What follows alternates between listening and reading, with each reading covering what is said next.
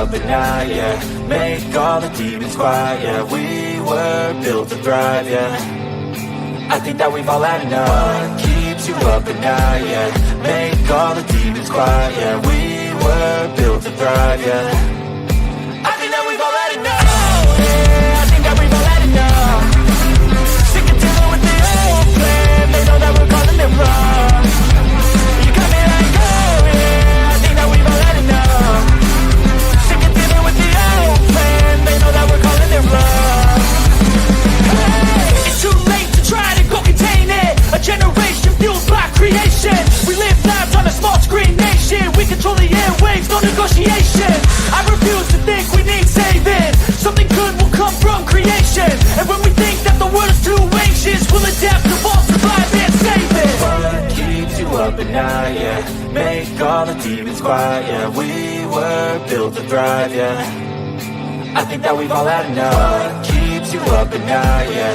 Make all the demons quiet, yeah. We were built to thrive, yeah.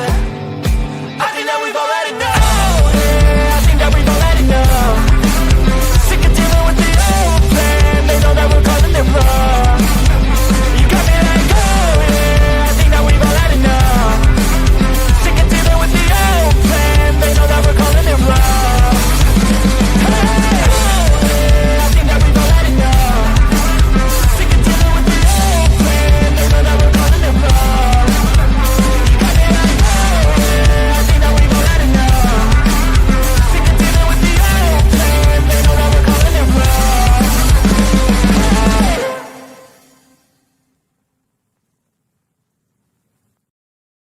Oh, look at me. I'm retarded. I'm a globe.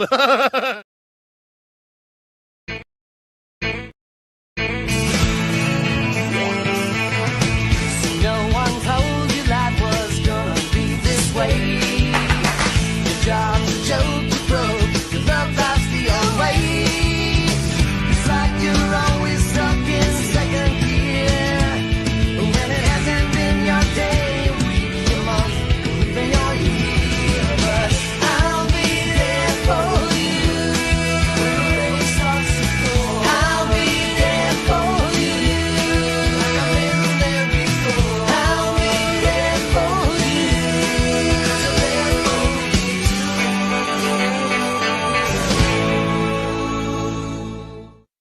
The whole system is designed to disconnect you from your intuition. Why? Disconnected people are easy to manipulate. Everything from sunscreen to politics to the food industry. It's all designed to disconnect and manipulate you. We are in the middle of a war right now, but it's not a traditional war. It's a war on consciousness. It's a war on freedom. This is the time to listen, not to the news. No, your intuition, your gut, your heart. Love is the greatest weapon against darkness. How do you love more? You begin by loving yourself. How do you love yourself? You listen to the messages your body is telling you. Nobody is coming to save you. Get up. Be your own hero.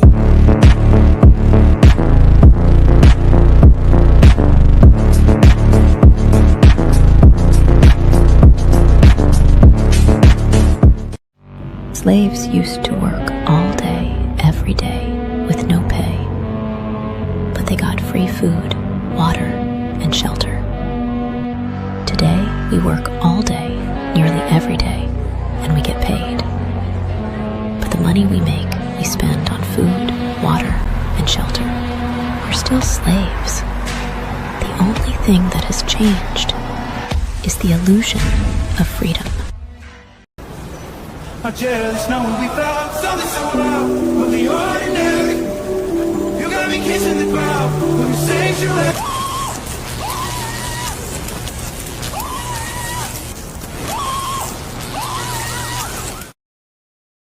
I'm scared, Dad. Do you trust me, son? Yes. Come on, son.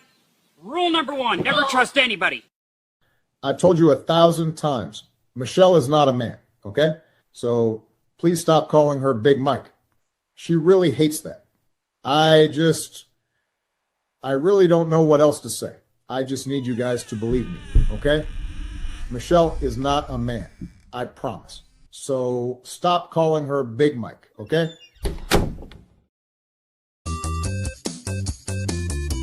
Stop! Don't touch me there. This is my no-no sweater. I am struggling extremely with mental health issues, and I am trying to do that whilst being FTFE. And unfortunately, talking to flat earthers is quite painful. All right, thank you, Craig. Wait for me, I'll be... Law. Nowhere in nature or in a controlled environment can we ever produce a volume outside of containment. What's that? Has gas been seen or what's that, brother? Now let me see you drop it to the flow, drop it to the flow. Chicken, banana, chicken, banana, chicken, banana, banana, banana. I remember when I lost my mind.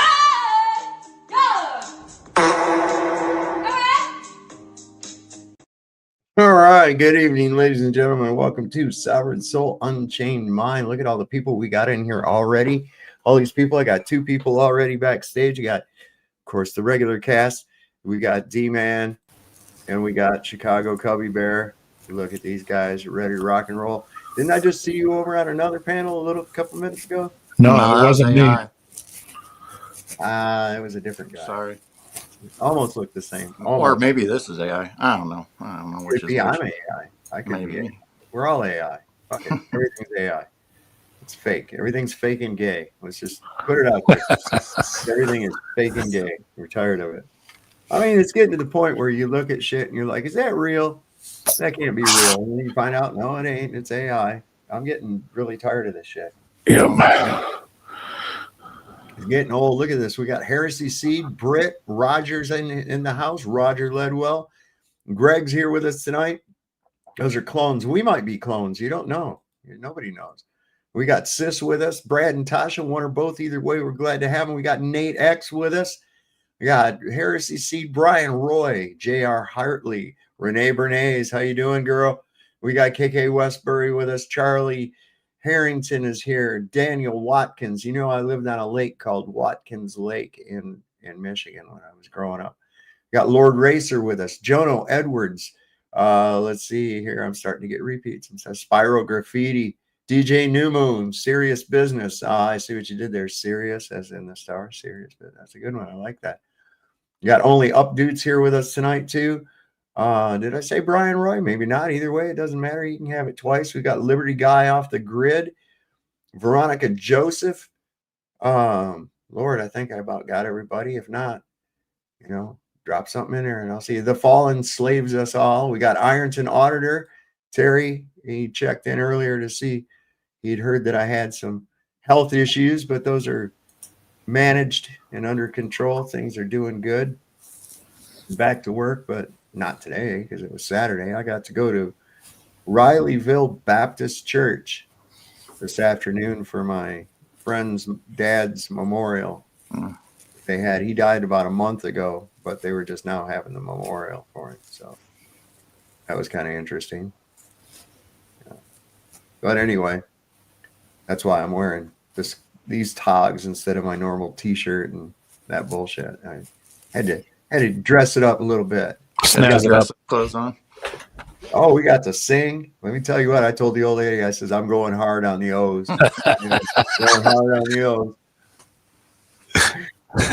Oh, you just rear back with that part. You don't know the rest of it, boy, but when they come to that part, really throw your heart right into it. You make up for everything else that you fucked up on. See?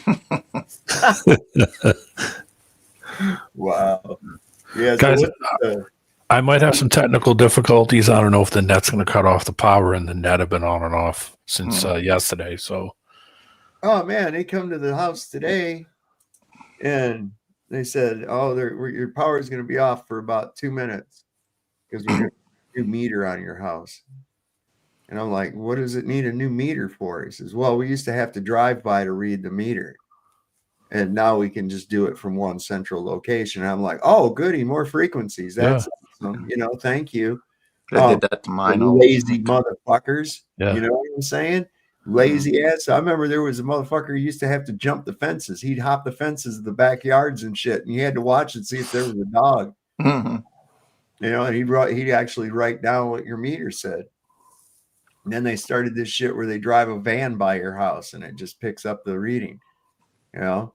And now what do they're gonna just get it from some office. They're gonna fuck it up somehow. Oh yeah. It's just the next step to get rid of the human job altogether, you know. Yep. That's what they got going on. So D-Man sent me this just before we came on, and I thought this was really crazy. The police went to this guy's house over a Facebook post criticizing either Israel or no matter if you criticize Israel, they say you're attacking Jews. And he's also a disabled veteran. Yeah. So this is pretty crazy. Try that again. We're here because of the comments you made online about the Jewish community. So what? No, I'm saying, are you? I have a freedom of speech, dude. Yeah, no, we get that. We get that. We gotta make sure that you're not. Do you have a warrant? No, that's why we're. Yeah, you see that sign? Yeah. So it says no soliciting. What you're doing is basically soliciting. You understand that, right? Yeah. It means you're not welcomed here. Okay. Bye. Look at this guy. Stay off the lawn, please. I got my pen and my paper. I'm gonna write some stuff down. That'll intimidate. Writing his plate down. Yeah. Why'd they bring Dog the Bounty Hunter with? I know, where'd they get that shag nasty from, boy? Holy shit. This didn't happen to you, Saab, after you told somebody to amputate their head. This is what they're doing, guys. You make comments about the Jews online, they'll fucking show up at your door. Yeah, bro. This is what they do. This is freedom of speech. This is how much control Israel has over our country. 3 cars. Look at this response. For exercising my freedom of speech online. Wow. What a fucking joke. What a fucking joke. Can't wait to do some auditing of you boys. Bye-bye.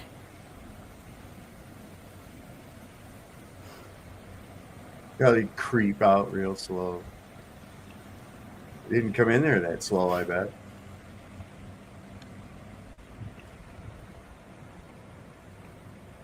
Look at that. Sign says no soliciting. What do they think they're fucking doing? They got no warrant. Sign that says no soliciting does not give you a right to my curtilage. Bye-bye. Freedom of speech.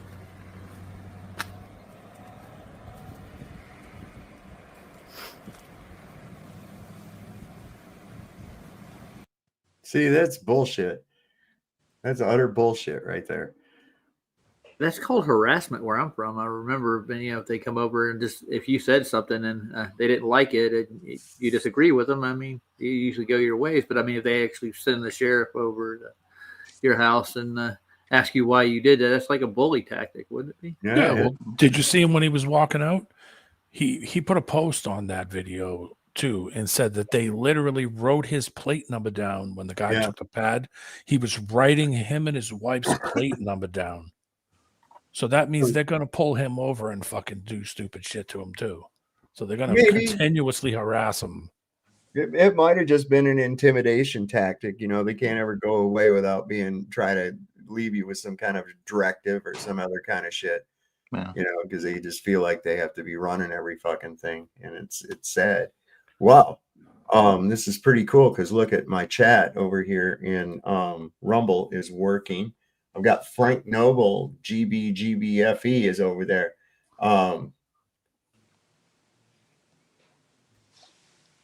Okay, I wasn't that far off. And they said, so Frank said, check Rumble chat and tell your YouTube chat that Rumble chat is where the YouTube exiles hang out. So yeah, that's cool because look, I previously had no access to my chat. Now it seems to be working. I'm just going to put a little Trump face bob in his head. It works. Okay, cool. I can actually interact with it too. So, hey. Very nice. We'll be over there. I'll go chat on that side tonight. Yeah, I was over there yesterday and I said hi and I didn't get no response at all. Yeah, and it wasn't just us. It wasn't just us either, because I saw on Jimmy Dore that there was people having problems with the Rumble chat watching his show too. So I don't know. Maybe it's something they just got fixed back. I hope because we get a pretty lit chat. I mean, we got 125 people watching right now over here. It's showing only 7 over on Rumble, but that's all right. I usually get a lot more on the replays anyways. Yeah, and I hear this topic's dying off for some reason. I don't understand it. Why are all these people here watching? I don't understand. I know that bullshit McKeegan was trying to float over there. I was like, get the fuck out of here. I mean, when I look at these people, I'm like, you already know better. Okay. You know that you don't live on a globe, right? But you have to push this fucking narrative. Yeah, I mean, how could you have looked at this shit for this long and still think such a stupid thing? The thing is, though, is the mentality of it is why push it when you know it? Like I don't understand how that would bother me if I knew what I was saying was total horse shit, and I had to walk around all day, every day, pushing total horse shit. I just couldn't do it. I couldn't friggin' do it, and do it every day for how many years have those guys been around? 10 plus. Oh man, pushing this crap. I don't know, but there again, it was brought up pretty good that their ratios are like they're in the toilet. Water. Yeah, they're real bad. I mean, it's like, how do you have 57,000 subscribers, but you don't get hardly any more views than I do with only 3,000 subscribers? That don't make any sense. You figure the way the way it looks, there's people just clamoring and tuning in to watch, FDFE or McToon or whatever, and they don't draw that big of a crowd. Unless they talk to one of us. Now, that's what I was about to say. Yeah. Unless a flat earther comes on, then all of a sudden the numbers go up. Wow, that's odd. Well, that's why I've told people. I said, just boycott those clowns. They don't ever have anything new. They ask the same questions. They get the same fucking responses. And they just, when it comes down to it, all they got is insults and ridicule and the hope that they're going to get a lot of people watching them do that. And I figure, if they ain't got nothing new, why fuck it with them anymore? You know what I'm saying? I mean, now it's just to the point where they're just trolling.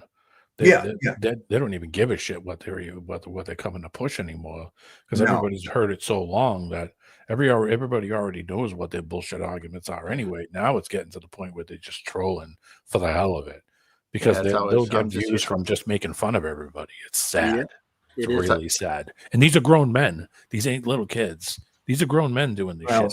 Yeah, they act like they're adolescents. They really do. Like I said, that behavior is almost like a scorned 14-year-old girl who's obsessed.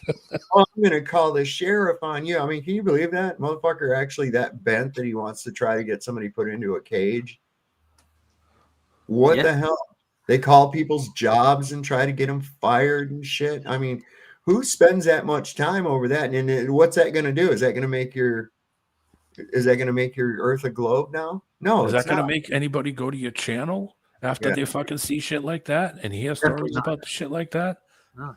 If anybody does, they're fucking Todds. If that's the case, and that's what gets you views, well, it's like I've said before, man. I said they're not here to have a conversation; they're here to stop the conversation. Yeah, exactly. Yeah, that's all, and that shows it right there. That kind of behavior right there. Oh, I'll get your channel shut down.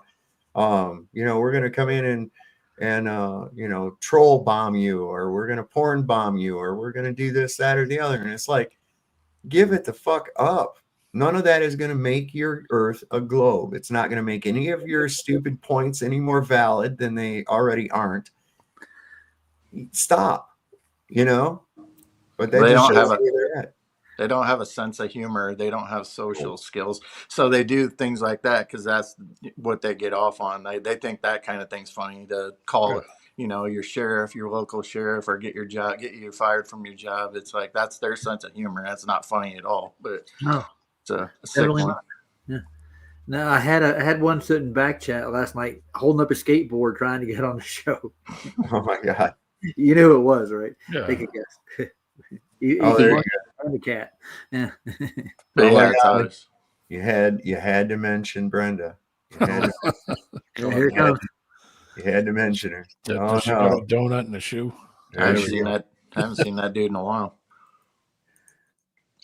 Did you see the other? Did you see the other one I threw in there too of the Israeli TV making fun of Trump? I threw that one in there too. Oh yeah. It's a private chat. I got it. Israel's actually making fun of Trump. Is this a real thing? Yeah, they're basically. Listen, he's Israel's bitch, and Netanyahu tells everybody. I mean, that's the reality. Now watch, we'll probably get a fucking. I'll have to cut this out probably. Now they're really coming to your door, South. Yeah, I don't care. Here it comes. I don't care. They can come up and say, "We need to ask you a question." Okay, well, I don't answer questions, so yeah. I know. First thing they tell you is what? You have the right to remain silent. Cool. I'm going to do that. Well, anything will and can be held against you in a court of law. It will. Yeah, they will use it against you. So you just don't talk to them. The cops around here are more scared of me than I am of them. They're all there's like one midget dude and the rest are all female. So it's like the police force, man. I'm telling you. Yeah, it's top notch. Holy cow, they got black people in Israel? No.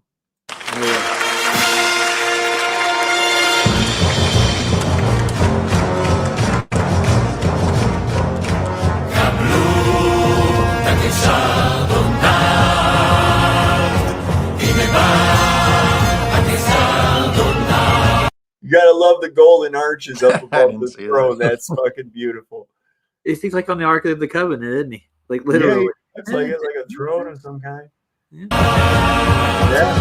brought all the hostages back? It took me less time than to cook a Big Mac. Then I said to 10,000 years of war, bye-bye. זה היה שת"פ שלך ושלי, אמרתי כן שציווית עליי. דונלד טראמפ הוא הקיסר של האימפריה. אין מספיק זמן בפזמון לליקוקים. Not you again. הוא יודע אנגלית די מושלם. אין תותח כזה בעולם. בדקתי את זה בכל החול בעצמי. Did you know Hebrew was not even designed as a spoken language? That's a It dude, only by the became way. a spoken language within the last couple hundred years. It was a paleo language originally. Yeah, Yep. דונלד טראמפ וגילה גמליאל כשרי האימפריה. עזוב, סתם נדחפה, הנה ציפור, ציפ. קורא כמו שוליסן. בצבע של תפוגן. תעשה מה בראש, זה הכל המדינה, לא נרצה ממך כלום. רק אולי חנינה. לקטעת הדקות, אתה תוקן את בת ים. אם תרצה התנצלות. Is there any more of the song that's in English at all? I have no clue. So, Israeli Saturday Night Live. There you go. Oh wow! It does mimic the U.S. Saturday Night Live in the fact that it's not funny either. Oh yeah, it used to be funny back in the mid Way '70s. way back when we were smoking Mexican dirtweed. Right. Yeah, I got those bricks when I was younger.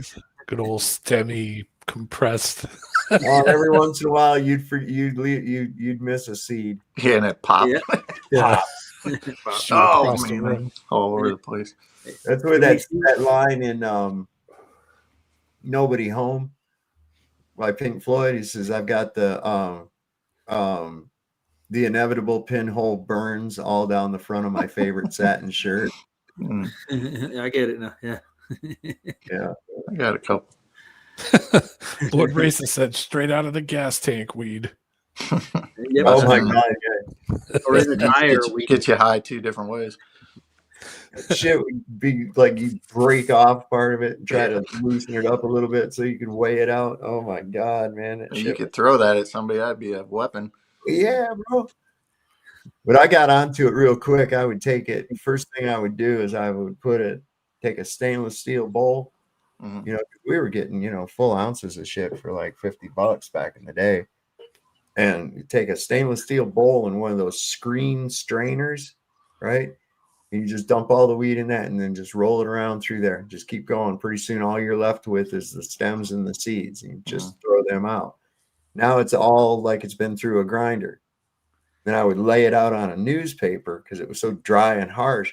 and I'd take a spritzer bottle with some water, and I would just make a real fine mist over top of it and let it settle down on it. Let it set for a little bit, do it again, let it set for a little bit, and then I would put it back in the baggie, and then it would be a lot smoother, and you'd get a lot higher off of it too, because you had water vapor that was carrying the THCA and THCV and all that shit into the right areas, man. You could put it in a jar with a piece of bread too. Orange peel. Slice of apple. Yeah. What's that? Slice of apple. Right. Yeah. Yeah. Pretty unique flavor too, man. I like the fact that you never knew what you were gonna get. You know what I'm saying? It was always a surprise. You never knew if it was in the couch or if you're gonna start zooming off the walls or something. Oh, I know. Always a surprise. Now you don't. All the surprises removed from it because they tell you what kind it is. But the dispensary stuff is just too harsh sometimes. I mean, like it's just too heavy, laden with THC. It's just doesn't take much. Too strong. I mean, and they spray it with pesticides and stuff. That's why I just don't even smoke anymore. But I mean, 90% of it is all hybrid stuff. It's all genetically modified stuff that you get from dispensaries anyway. It's all crossbreed genetic modification stuff. Oh man. It does the trick, don't get me wrong, but I don't know. I can't do it anymore. It's just it gets me way too twitchy and weird. I can't do it. Yeah, I vaped it for a while. I did a lot. I dabbed it, I vaped it, but when I was vaping it, I got popcorn lung real bad, so I had to quit all that. I since corrected it since then, but it sucked pretty bad for a while there. What's up, Mojo? Hey, Mojo, good time. Long time no see. Hey, Steve, how y'all guys doing? Good. Mojo rising. Good. Sir, I'm here with doing good. I'm here with Carol. Carol with a K. Y'all know her, don't you? Is that wait a second? Is that that's not who you came here with, is it? Let me see. No. Hi. Hi. Okay. Hey, how's it going? Hello. Oh, they got a dog. Look at her. I need. Yeah. Or something. I ain't no Right telling on. what that is. Little though. Hey, I jumped on to do a cheap plug for the International Tooth Expo. You know about that, don't you? Sav, you're coming, aren't you? What is it? Truth Expo. No, I'm not going to nothing. International Tooth Expo, Courtside, Arizona, November 7th, 8th, and 9th. Not too late to buy tickets. And there's going to be a whole bunch of super awesome speakers, including Start, and Weiss. Yeah, Ryan, of course, and Candid Truth, Ace Baker, Dr. Andrew Kaufman. Yeah, lots of Nathan Thompson. Everybody's going to be there. It's going to be awesome. Hope some of your audience can make it. Yeah, we've been working. I have been working. I talked to Nathan once, and he said he wanted to go to Antarctica with me, and he never got back to me on it. That was about the other guy. Yeah. Same with Weiss. I thought Weiss was the same too, right? Yep, same thing. Yeah, Weiss. Yep. Andrew Kaufman. InternationalTruthExpo.com. Hi. Yeah, it's going to be great next Friday, Saturday, and Sunday. Of what dates? What are the dates? November 7th, 8th, and 9th. February 7th, 8th, and 9th. November. It's next week. Oh, so that's coming up. Yeah. Oh, don't forget, everybody, set your clocks back this weekend. I stopped doing it. I don't care. I know, I'm tired of it too. You know, it's like it's like taking a blanket, cutting it in half, and then sewing the top onto the bottom to make it longer. It's like what? It's dumb. And every year I've heard, oh, they're going to eliminate this. Congress is talking about it. They've been talking about eliminating that shit my whole life. They ain't going to do nothing with it because it helps keep you fucking confused, man. That's how much daylight have you saved over the years? You got more on me than. Oh, I got a bunch. I'm going to cash it all in and have like a 2-week fucking day. I need to cash mine in too. Whoa, look at this. Look at me. Getting up there. Everybody should do that. I want my daylight back. Throwing my lighter all over the place here. Holy I crap! love the blue moon here, sir. It's gorgeous. What, mine? My Yeah. picture? Yeah, it's pretty cool, isn't it? Beautiful. I think I bit off more than I can chew. I changed my topic tonight on the show later. I'm tackling Foucault's pendulum, and I did a deep dive, and I spent like the last 4 hours looking into it. Man, it's driving me mad.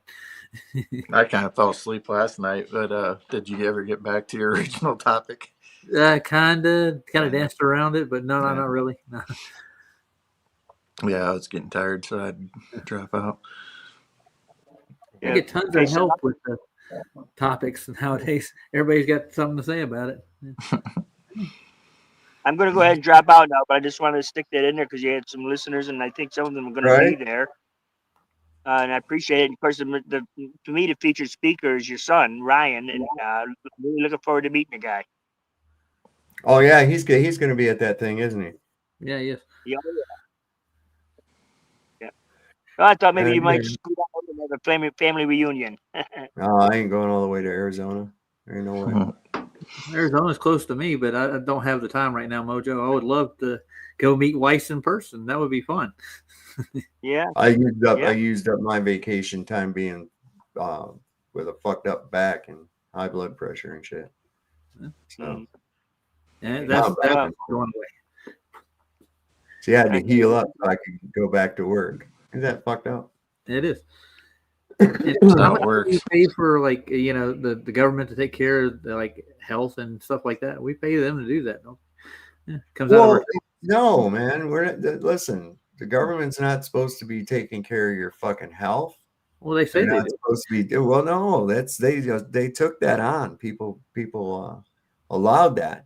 The role of the government is just to conduct the nation's business in a central location of impartiality called the District of Columbia, and to protect your individual rights. That's all. That's all. They're not there to give you. Listen, the only part of the Constitution of the United States that has anything to do with you at all is the Bill of Rights. That's it. Nothing else. None of the rest of that has shit to do with you at all. So, their job is not to feed you. It's not to house you. It's not to do anything like that for you. It's all just to make sure that you have life, liberty, and the pursuit of happiness. But they've taken it upon themselves to make you dependent upon them, to offer these programs at the expense of everyone else. And what we've ended up with is a disaster. Let's take the EBT food stamp thing. Yes, there are benefits to that for people who have are maybe invalid or needing a hand up so that they can get back on their feet. But we've got people that are multi-generational welfare recipients. They've known no other way. That's not what that shit is supposed to be for. And in all reality, by doing that, what you've done is you've eliminated charity. Why should there be a charity when the government's supposed to take care of it? You see the mentality there? The Great Society. Yes. So what this does is makes a dependent class within the ranks. And then when it comes down to the voting and the support, well, who's going to bite the hand that feeds them? That's what's cracking me up. These people are talking about how the government sucks, but then they're clamoring at the government to feed them. Oh, yeah. It's like, stand in line for that check, dude. Yeah. State work and government work used to be very low paying. You had to take tests. You had to take a civil service exam, show that you were competent enough to do the job. They didn't pay well. It didn't give you insurance. You barely got days off, time off, vacation. I did it for 24 years. And when they used to ask me, when I used to have to renew my contracts with, as a subcontractor, they would ask me, simple questions, stuff that I would answer. And they would say, well, why should we bring you back? I'd say, because I'm the best, because I'm worth every penny that I get paid.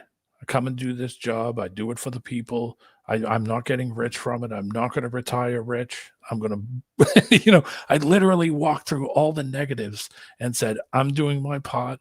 I did it as long as I could do it. And when I said, okay, that's it, I can't do it anymore, I said, see you later. And you know what happened as soon as I was out of there? They brought union guys in that were getting $32 an hour. Okay, with crazy insurance, who were striking immediately. So the system itself that you were just talking about, that they have these jobs to do, are now going in the opposite direction. These people are becoming millionaires from tax-paying money. When I did it for 24 years and didn't make squat, I could barely get by doing it for 24 years. And I did it with pride. These people do not. They do it for money. So if somebody tells them, hey, you get out there and get on the strike line, you'll be out there in a second because you're not getting that extra $20 an hour or that extra insurance or that, it's like holding us hostage. That's what it's like. Yeah. Well, through taxation and cost of living and other things that they've done the government's done throughout the years, everybody, no matter what job you work, should be a pretty decent enough to take care of you and your family. But through those, outlets, they've destroyed that opportunity for people. The American dream, as Trump likes to call it. It's in their best interest to have people on those roles. Right, exactly. Because that justifies their existence. It gives them the opportunity to expand careers and that kind of thing. When my wife worked at the health department, they came in there and they said, "Oh, the WIC numbers are down. We need to get more people on the rolls." So they lowered the requirements to get more people on the WIC rolls. And, at first she was flabbergasted. She was like, wait, isn't less people on that a good thing? And they're like, well, no, we have to get more people on it or they'll close down our program. We want to close down the program. No. Well, they'll lose their cushy job that pays them $250K a year to sit on their ass. That just shows you it's not there to help. It's there. Those people are doing it because it's a job. Yep. And they suck at it too, by the way. They suck at it. And they don't give two shits what complaint you have, or if you sue them, they're like, go ahead and sue me. I don't care. It ain't my money. That's literally their attitude to the people who are doing this shit, that are supposedly doing your business, and they're telling you, we don't give a shit. Go ahead and sue it. You're just going to be paying for it anyway. Yeah. Not every state, I don't know, in the state of Illinois, I'll just speak for that. It's $15 an hour for an entry-level job, So that's caused quite a few problems, when you think about what it really is. It's an entry-level job. You weren't meant to be there. It's not a career, I doubled You're meant my to get pay. your start. Yeah. I doubled my pay in 8 years. I went from $8. I went from $8.50 an hour, to $17 in 24 years. Wow. And I was a union member. Yeah. I was a National Association of Government employee, NAGI. But here in Illinois, we got welders that are coming in making $15 an hour, and then you got somebody at Burger King making $15 an hour. Makes sense out of that, Right. Don't make any sense. Somebody with a real trade, a real skill. I'm not shitting on people that have to, work at Burger King. Like I said, it's an entry-level job. Well, for some people, it's not just entry-level. You do what you can find. Right. You do what you can do. Yeah, you're working, so I can't crap on you altogether. You're doing your part, but I'm just saying that, that the skill levels don't match up there. It used to have, those jobs had some pride in them. Yeah. And by the time I was leaving, that pride was gone. It was gone. I was seeing, like I said, you'd see these people waltzing. They've been there for 2 years and they're making $5 more an hour than me. I've been there 24 years. I was like, you got to be shitting me. You got to be shitting me. This is the disrespect I'm getting after blowing my body up and doing this physical shit every day. And I was just like, fuck this. I don't need this shit. It was costing me more money to work more hours. I was actually paying more in taxes and, of course, damage on the car, extra oil changes, tires, repairs, all this shit, driving to a completely another state, driving, 100 plus miles one way. You know what I mean? So, Jesus, I went through cars like underwear. Yeah. And I was like, well, there's no point of doing this. I can just go to, like you were saying, I could just go down the street and go work at, at a gas station and make $10 an hour, and I don't have to, blow 3/4 of the money I get to repair my car and pay insurance and gas. Yeah, ridiculous, ridiculous. I got a question for you, D man. When you threw away those cars, did they have holes in them and stains all over? Oh my God, I drove those cars down to they were falling apart, literally. I don't think I've ever owned a car that didn't reach 200K. I mean, I've literally drove those things to their death. Yeah, just like your underwear. Well, I mean, like your shoes when you're a kid. I mean, I had to kill it, man. Sorry. We didn't buy new shoes every week. My dad said, when you get a hole in your shoe, you let me know. I'll get you new shoes. and we weren't getting Nikes. You didn't get the light ups? No, we weren't getting these fancy blow up shoes and all this other crap. We got whatever my father had the money to get. Some BK Nights. You had it easy, dude. Like my grandparents made me get a job, buy my own stuff. Yeah, I was working at 13. Yeah. Oh my God, my daughter called after we got home. We went and had something to eat after that memorial. We got home. Daughter called and says, I'm stranded up here. My truck broke down up here at she was at Cooters. It's the opposite of Hooters. It's like sorry. It's a Dukes of Hazzard place. Cooter. It's actually owned by Cooter. Ben Jones, the guy that played Cooter on the show. Yeah. And they have cast members and shit come up there, but there's all kinds of memorabilia. Anyway, she was up there and she's like, I don't know what to do. And I says, hang on a second. I called my buddy Dylan. I says, hey, Dylan might be in the chat. I haven't seen him though. He says, I says, my daughter's broke down up there at Cooters. Can you go up there and look at it, what she's got? And he says, what kind of truck is it? He works as a mechanic at the Ford dealership. I said, it's an F-250. He says, okay, yeah. He says, I'll tell her I'll be there in about 10 minutes. Well, come to find out what had happened. And he said, this is a problem with the Ford F-250s. He says that the compression blew the fucking spark plug out. Jeez. And it damaged the coil. Mm-hmm. And so he rigged it up so she could get it home, but she's going to have to take it in and have it re-drilled and tapped and all that good shit. Yeah. Is it one of those turbo jobs? I don't know. I only looked at it for a minute when she was there at the memorial, because then we went inside. But damn, yeah, like I never seen an F-250 with a turbo, but I always had a theory that Cooter and Daisy had a thing going on. When I was they might have. Mm-hmm. Of course, Catherine Bach is rather large now. He is rather. How dare you ruin my childhood? It ruined your childhood. I saw it in person. I was like, oh, don't make me find a recent picture of her and Daisy Dukes. And Tom Wopat, he was up there one time, and we went up there, and he was in there like signing autographs or whatever. And boy, I'll tell you what, he the vibe and everything that I got off of him was like, down on his luck, ex-famous guy. I mean, that was the way he came across. He wasn't very friendly. He wasn't very nice, I didn't think. That's my Dukes of Hazzard pajamas.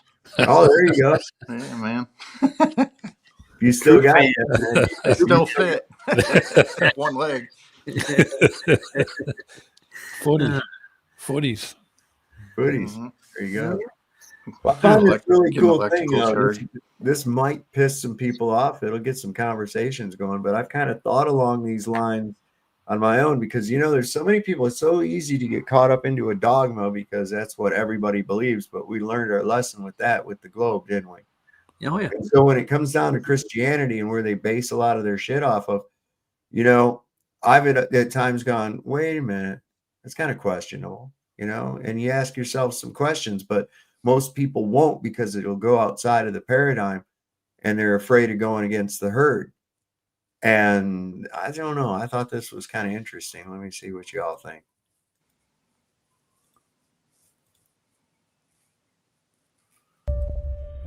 Did you ever wonder why the God in the Old Testament acts kind of different from the God that people preach about today? One minute it's love and peace, and the next it's smite the village, kill the children, burn the goats. Like, man, take a Xanax or something. The Gnostics had an explanation for this. They said the creator of the physical world wasn't the true source. They called him the demiurge. Now, the demiurge believed that he was the highest power, but he wasn't. He was more like an architect who thought he invented architecture. Arrogant, jealous, easily threatened. Sound familiar? In the Old Testament, this God gets jealous of the other gods. He threatens humans. He punishes curiosity. He demands worship. Those are the traits of an insecure ruler, if you ask me, not an infinite perfect source. Now, the Gnostics said the true, divine, real God is beyond form, beyond ego, pure consciousness. In this world, it's like a school built by a lesser being who doesn't want you climbing over the fence. So his job's to keep you distracted with fear, shame, tribal loyalty, and suffering, while your soul tries to remember where it actually came from. And here's where it gets wild. Why would an all-powerful, all-knowing, all-being God be jealous? Jealousy means insecurity. Insecurity means limitation. Limitation means not God. And that's exactly why councils, bishops, and empire builders erased the Gnostic teachings. They can't have people thinking they can bypass the middleman. Can't let the cattle know that there's a hole in the fence over there. Because if you knew you came from the highest source, not the demiurge, then you're not a slave. You're not filthy. You're not owned. You're a spark of the endless. So when you read those old stories and think, why does this God act like a temperamental warlord? You're asking the right question. Maybe the true God ain't the one screaming from the mountaintop, but the whisper that's inside your chest.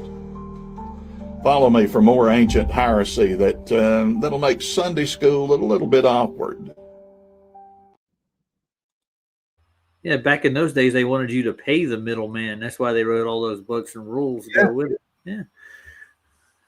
That's how they made money. That's the thing, too. I've often wondered that, too. It's like what he was saying is, why would an omniscient, all-knowing being have a need to demand worship and punish if you don't worship it? You know, that's just like, why would you need that validation? You wouldn't. That's an insecure person. That's an insecure being. Hello, Heron. How are you tonight?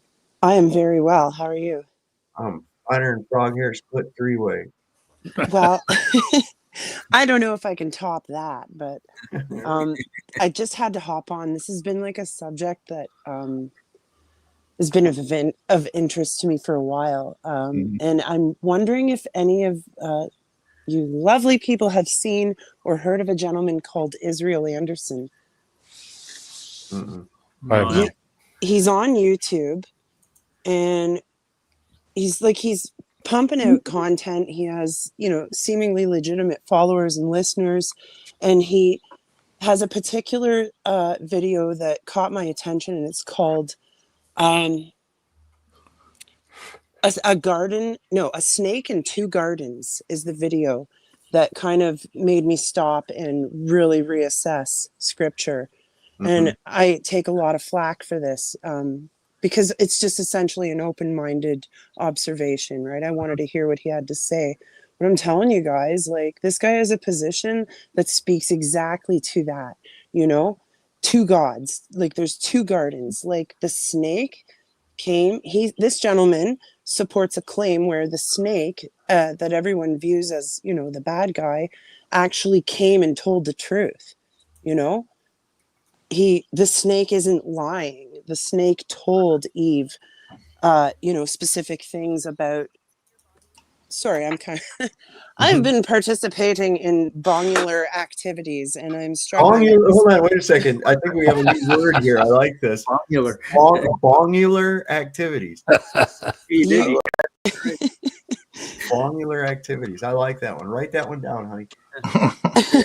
So I think I put the link to the guy you're talking about there in the chat, if that's the right person. I put the link to the video she's talking about in the private chat, but it's very long. It's 2 hours. It is. It's a kind of Sunday rainy afternoon. Check it out. He cuts to the meat and potatoes really early, though, guys. Like 2 hours. He starts right at the beginning, like at I'll Revelations. check it out, Aaron. Yeah, I figured you're studious and industrious, D-man. If anyone was going to, I figured it would be you. But and like I just try and keep an open mind. But I thought, hot diggity dog, you're bringing this up. I'm going to throw that out there and take this opportunity to just say hello to everyone because it's been a while. Hello, it's a pleasure. Nice to see you again, as always. Except you, Roger. I'll see you later in headquarters. Oh yeah. Well, you know, the people go along and they revere this collection of books and they hold it up as this is the thing, you know. And I go, okay, all right, I understand you believe that, but let's look at where it actually came from. After looking over literally thousands of scriptures and books and documents, this Council of Nicaea, put together by a Roman dictator, compiled through their selection and their criteria, God knows what it was,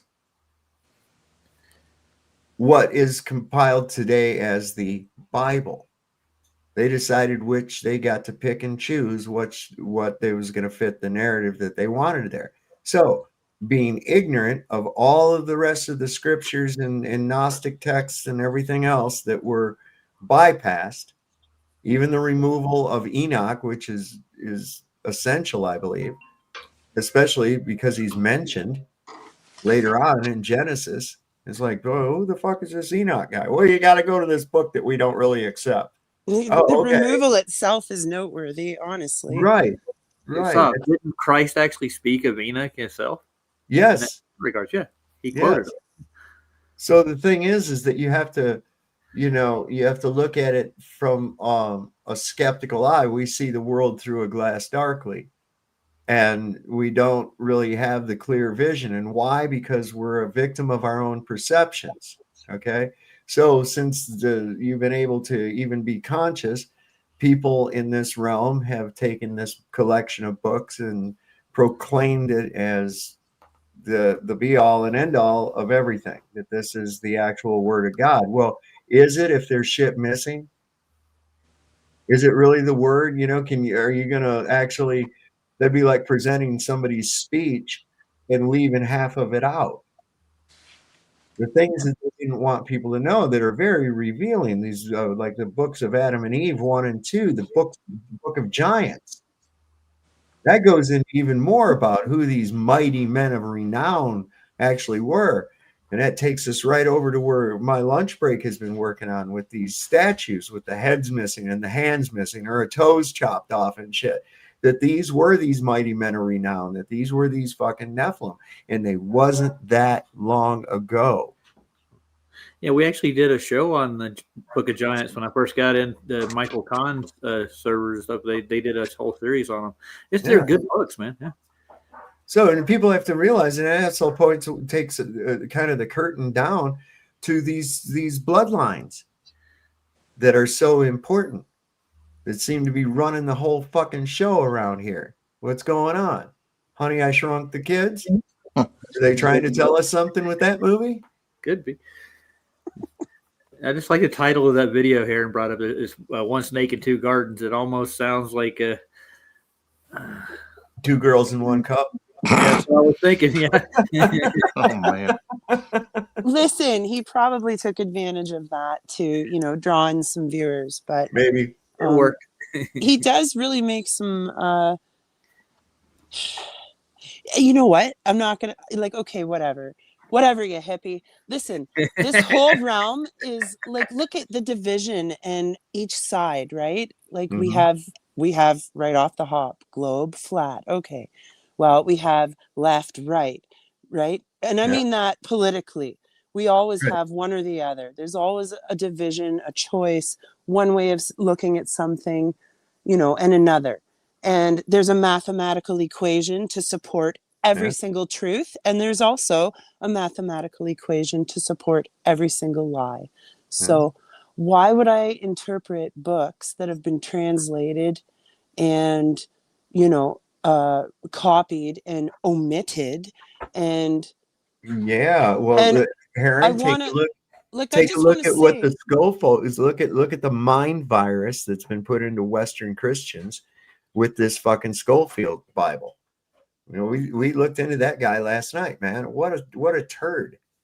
What a turd. This guy was a fraudster right from the get-go, man. And now we've got this everybody saying, oh, if you have to bless Israel. He didn't say that. Talking to Abraham, there was no such thing as Israel. Well, now they made it into a money game. It's all we bless Israel with our cash. Yeah. So I'm not, I don't want anyone to think I'm, you know, downplaying scripture or, you know, speaking ill of it. I revere scripture on my own personal level. I was raised Catholic, but I'm also First Nations, and we didn't have Bibles, you know, and till a time when we did, and we were taken and shoved into schools and had heads shaved and taken from families, and it was imposed on us. So I've always had a really easy time just not taking a side, you know, because how do you pick? But I don't want you to think that I'm disrespecting the Bible or, you know, God in any level. Listen, I'm there's just nothing saying, wrong with you asking know, questions. There's you have to nothing have wrong with, discernment. especially when there's some, you know, ambiguity involved, you know, and there's room for interpretation. You know, it's healthy to ask these questions. You're supposed to. Unfortunately, what they do in this world is they've got everybody in a binary mode of thinking, and you just listed that out: left, right, Democrat, Republican, flat Earth, globe Earth, blah blah blah blah blah. Okay, you got these dichotomies that are out there. But here's the thing that people don't look at: there's always a third option. If you choose not to decide, you still have made a choice. There's something good that came from Canada. Rush, you've heard that line. If you choose not to decide, you still have made a choice. There's always the third option. And so, like what they do with these presidential elections, they got all the slaves going, oh, I want my guy to rule over everybody. No, I want my guy to rule over everybody. And it's like, well, you guys are both fucking sick. But anyway, you look at that and it's like, wait a second. I don't want anybody to rule over me at all. That's my choice. I don't want to pick either one of those. I don't like them, either one. Well, you got to choose the lesser of two evils. No, because the lesser of two evils is still evil, isn't it? But so if that's a sign of strength, you realize that, right? You are provided with two options, and if they don't comport with your own truth, you can go inward. Right. You know, and you reside within your own knowing and your own intuition and your own discernment of your own perspective, right? And you can take in whatever you want, but not a lot of people are strong enough to do that, sir. I recognize that in you. Looking over here, just checking my Rumble chat. So far, that come was on, a compliment. Go over there and talk to Frank. Frank, gotta go over there and talk to Frank. He's still the only one there. I went Frank's over there. the only for a one second. over in there. We've got I'll go say hi. Porter was in there and said cheers. Got Ace, 1200 over there, and there's Chicago Cubby Bear and me. But up till then, it's Frank. Frank is dominating the chat. He's gonna get one of them little badges or something probably. Ooh. Look, I'm gonna put in Trump wagging his head again. There he is. I wish it worked on the whole chat. I don't know. That's stupid. I thought there was a way to link them up, but I don't know. I'm not technologically advanced enough to. PJ gets it to work in his StreamYard, so you can link both up. I gotta ask him how he does it. Yeah, he's the one that I seen do it. Okay. Check this out. This was a good movie, man.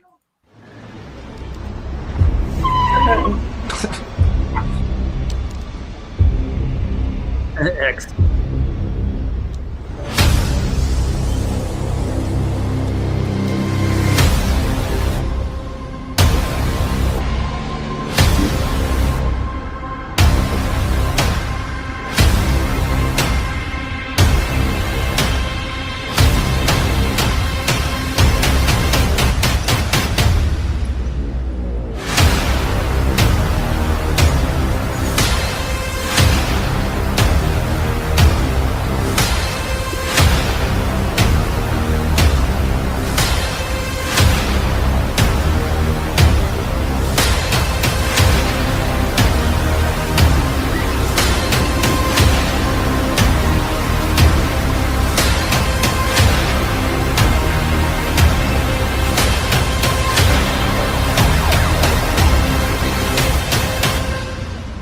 Notice how Nada Is that looks like. Elon?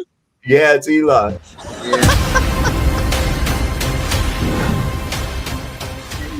We watched that on PJ's the other night, right? What, that little thing right there? No, we watched They Live. Oh, They Live? Yeah, that's Yeah. a good one. That's what my little, when I go off camera. Yeah, they live, we sleep. And well, I'm going to call Heron a heretic now. I'm just kidding. She has to ask questions. I gotta stop saying shit. I really do, because I do. I say something, and the next thing I know, somebody's done it. It was regarding Erica Kirk and her appearance at Ole Miss with JD Vance there the other night, and I said, Jesus Christ, was she supposed to be Sandra from Greece? What's going on here with the tight leather pants? And I'll be damned, just a little while ago before I came on, this is what I was presented with.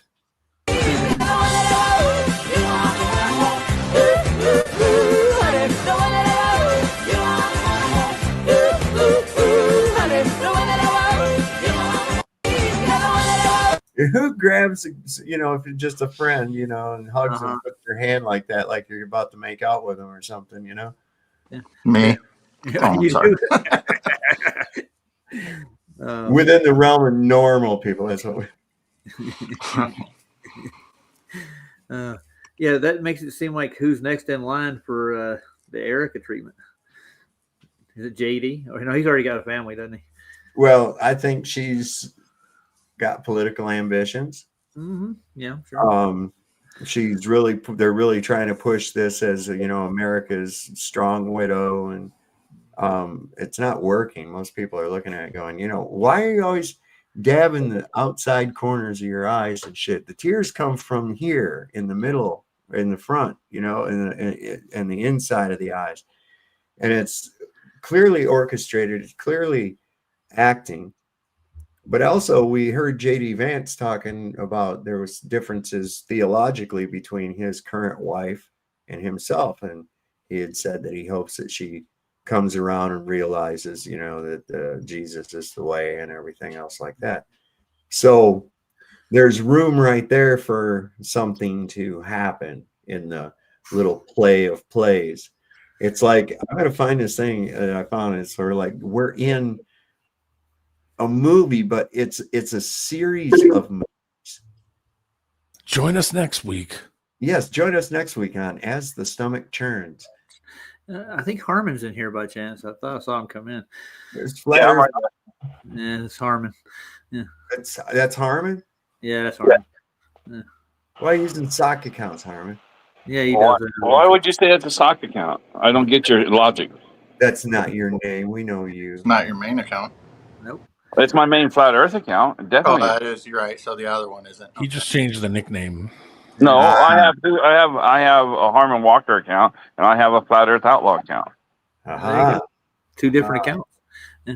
Oh yeah, by the way, I got like 6. I do it for music. I do it for movies. I have each one, so I separate what I got, so I don't have to weed through stuff. Oh gosh. Anyway, I was gonna let you guys know they did a high altitude balloon launch today in North Carolina. Some flat earthers. Nice. It's their second attempt, and it took off a lot better today. I guess the balloon didn't pop. It went to about 118,000 feet. Wow. They just found it. It went 240 miles away from launch to recover it. Good Lord. I know. mean, they're dead tired. They've been doing it. They launched it right at sunrise on East Coast time, and they just now found it. After all these hours, that's crazy. Where'd they launch it? Where'd they launch it from? In North Carolina, Asheville, near Asheville. Crazy storms going on too, so the wind's real high. That's probably why you get the distance.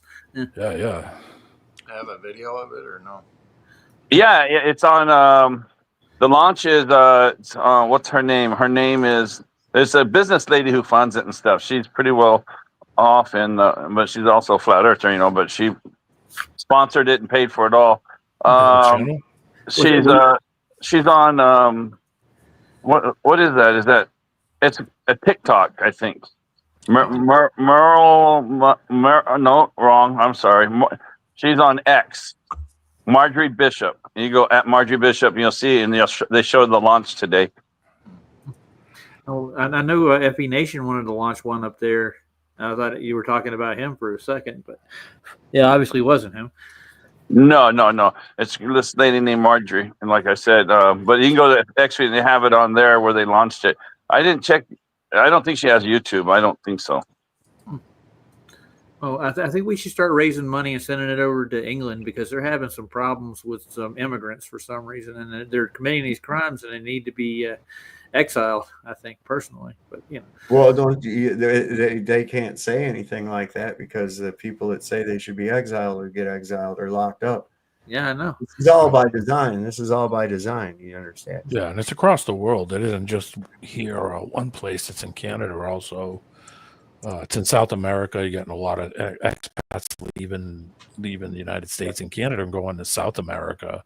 So everybody's moving around. Heron, you have that problem over there? So Solve, you can't pull those up, Solve. Can you go through X and do that and show the launch? I found her channel. I can't go on it because I'm not on X. I can dump the link on private chat if Solve wants to look. What's her name again? Marjorie Bishop. She's on X. I put the link to her post that tomorrow morning we'll be going live with our high altitude balloon launch. Right. That's my grandmother's name. Marjorie? Yeah. Marjorie Carter. She lived to be about 102. She's no longer with us. Yeah. Going with their high altitude launch. When was this? This was yesterday. No, that's this morning. Yeah, I know. I'm saying this post that I'm looking at is from yesterday. It says tomorrow morning we'll be going live with our high altitude balloon launch. She did. If you go to her latest one on that, I looked at it and I watched it. It's about 59 minutes long, but you just want to watch the last 5 minutes of it and that's what it shows. And she thought it was going to get an airplane. Landed here in Virginia, I see. Did it land in Virginia? Yeah. Wow, that's crazy. 125,000 feet and waiting for the tracker to engage for locating the camera. Let me get out of this here. The name is too close. Well, yeah, I type in Marjorie Bishop, but it always brings me to Marjorie Taylor Greene every time. Every single time. Let's see. Her thing is Hulk Hogan. Marjorie 88206011 or some shit like that. So wait a second. This is not. It's whirling. You can see. I don't know why it's whirling. Oh, the channel's down already. That was quick. What channel's down? I'm just kidding. I don't know. Yeah, I'm looking at it right now. I'm looking at the launch she sent. It's right there, just at Marjorie Bishop. And it's chemtrails. if you get onto her thing, and she was afraid it was going to hit that. Oh, there it is. He's showing it. Sort of. Yeah. She thought it was going to hit those airplanes I think if there. the sun hits it just right, they can. Under them. Well, when they're farther away. They've already launched it. If you go back a few more minutes, you'll see where they're letting it go. Turns out the chemtrails are alive and well. Yeah. It's like the last 8 minutes or something like that. They finally do it. That's only a 2-minute long video. Oh, that one is only 2? The one I got is 58. Well, so link it in the private chat so that way. Yeah, just go. No, she's not. She edited and knocked it down to 208. You're right. This morning it was a 58-minute video. She's just not very good at putting the camera on it. There it is. Yeah. So need a telescope. is there any footage from the camera itself? They haven't got the data back yet. They just recovered it. Oh, here we go again. No, we're looking for data. Well, it takes a while. You know, you watch. It's not as easy as you think it. Yeah, if you go down to her next feed, it shows you there's a 50-minute one. If you just scroll down on her, and it's a 50-minute video. And if you go to like the last, let me see what time I'm on. Yeah, you go to 43 minutes, and it's showing you their finishing touches. This is as bad as extracting data, Harmon. Yeah, you scroll down to her other one. Hang on, this is giving me a rough way to go. Yeah, why is it doing that? I don't know. Weird. They already scrubbed it. You know, they heard flat Earth. Already screwed with it. That was quick. Anyway, I'll be interested to see the data from the balloon. I saved the link so that way I can recheck like tomorrow and see if something pops up. You know, I know it takes them a long time to do those videos, but I mean, Jesus, throw a phone up there so that way you just pull it down and fucking. Fuck, just take a GoPro with you or something. Yeah, the fuck. Why make it so complicated? Just throw some cheap I don't camera up there. understand. Throw 8 cheap cameras. Well, because there's a weight limit too, and a size of the balloon. There's so many rules they can't do things. A GoPro don't freaking weigh that much. You don't know how much they say it can go. They're down to the last ounce, and they're doing stuff. Who's they? The guy she has do it. He's 38 years old. I don't really know his name. I just did this because some guy in Flat Earth sent me the link, and I talked to him. His name's called Flat Earth Eric. You've seen him at the conferences. Okay. Flat Earth Eric. Do you remember him? Yeah. No. Yeah, but no. Yeah, there you go. Anyway, so I just thought I know you guys like stuff like that, so I thought I'd let you know. Well, I'll check it out. Hopefully, we'll check that out when they got the stuff And the back. data. I already know what it's going to show, but you know. Yeah, but it's neat that they're doing it. You know. Well, here's the thing. Let's get these fucking other guys out there trying to prove their positive claim of a globe. Why are we always having to go out there and prove a negative? What the fuck is that? All I know about Marjorie, she's just doing. She doesn't even know about probably the final experiment and all that stuff. She's in her own where she's a big time businesswoman, real estate. Not very because they know they've about created. It's because they know they've created a situation that you can't disprove because it's not a real situation or a real thing. Yep, it's the same as like me claiming that I could turn into a chicken, and then I say, well, prove that I can't. Right. You know, that's stupid. I mean, that's the whole thing. None of us have ever had a firsthand observation of a globe Earth. None. No.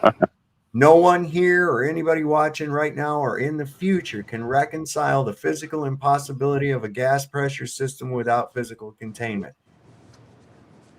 Can't ever do it. Okay? These are basic impossibilities that face these people, but they always want to go, well, I saw a ship go into the horizon. You know, okay, well, good for you. You have to, they have the burden of proof. You're telling me that it's exactly the opposite of what I observe and experience. That's going to require extraordinary proof. I'm sorry. Prove you can't get them. Do better than saying, well, we sent a guy called a spaceman up there and he took a picture. Shut the fuck up. No, you didn't. You prove you can't get a man's ass pregnant. Oh, wait, I ain't doing that experiment. Right? Well, thanks for letting me on. I was just dropping that down for you guys. I appreciate it. Right on. Yeah, thanks for letting us know about her. We'll definitely keep up with it. So, okay, good. I'll look tomorrow. All right, D-Man. You take care. Right on, guys. So anyway, like I said, you're in movies. Here's something not everyone understands about Central Casting. There isn't just one movie. There's a few, actually. They overlap, they intertwine. Some you can see right in front of your eyes, some you can't. Not everyone knows which one they're in.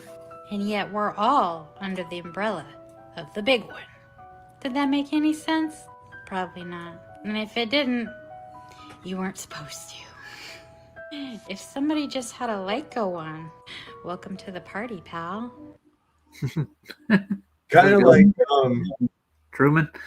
You know, kind of like how you'd have like Well, you go back in TV shows, right? You had Petticoat Junction, and you had the Beverly Hillbillies, and Green Acres. they'd have an episode where the Beverly Hillbillies went to Hooterville, and it's like, oh wow, two different shows, but they're actually intertwined, and they were spin-offs of each other. But there were also times where there would be like two shows that didn't even have anything really to do with each other that would collaborate like that. And the detective that shows up is from like some other detective show. Yeah. And it's like, whoa, okay.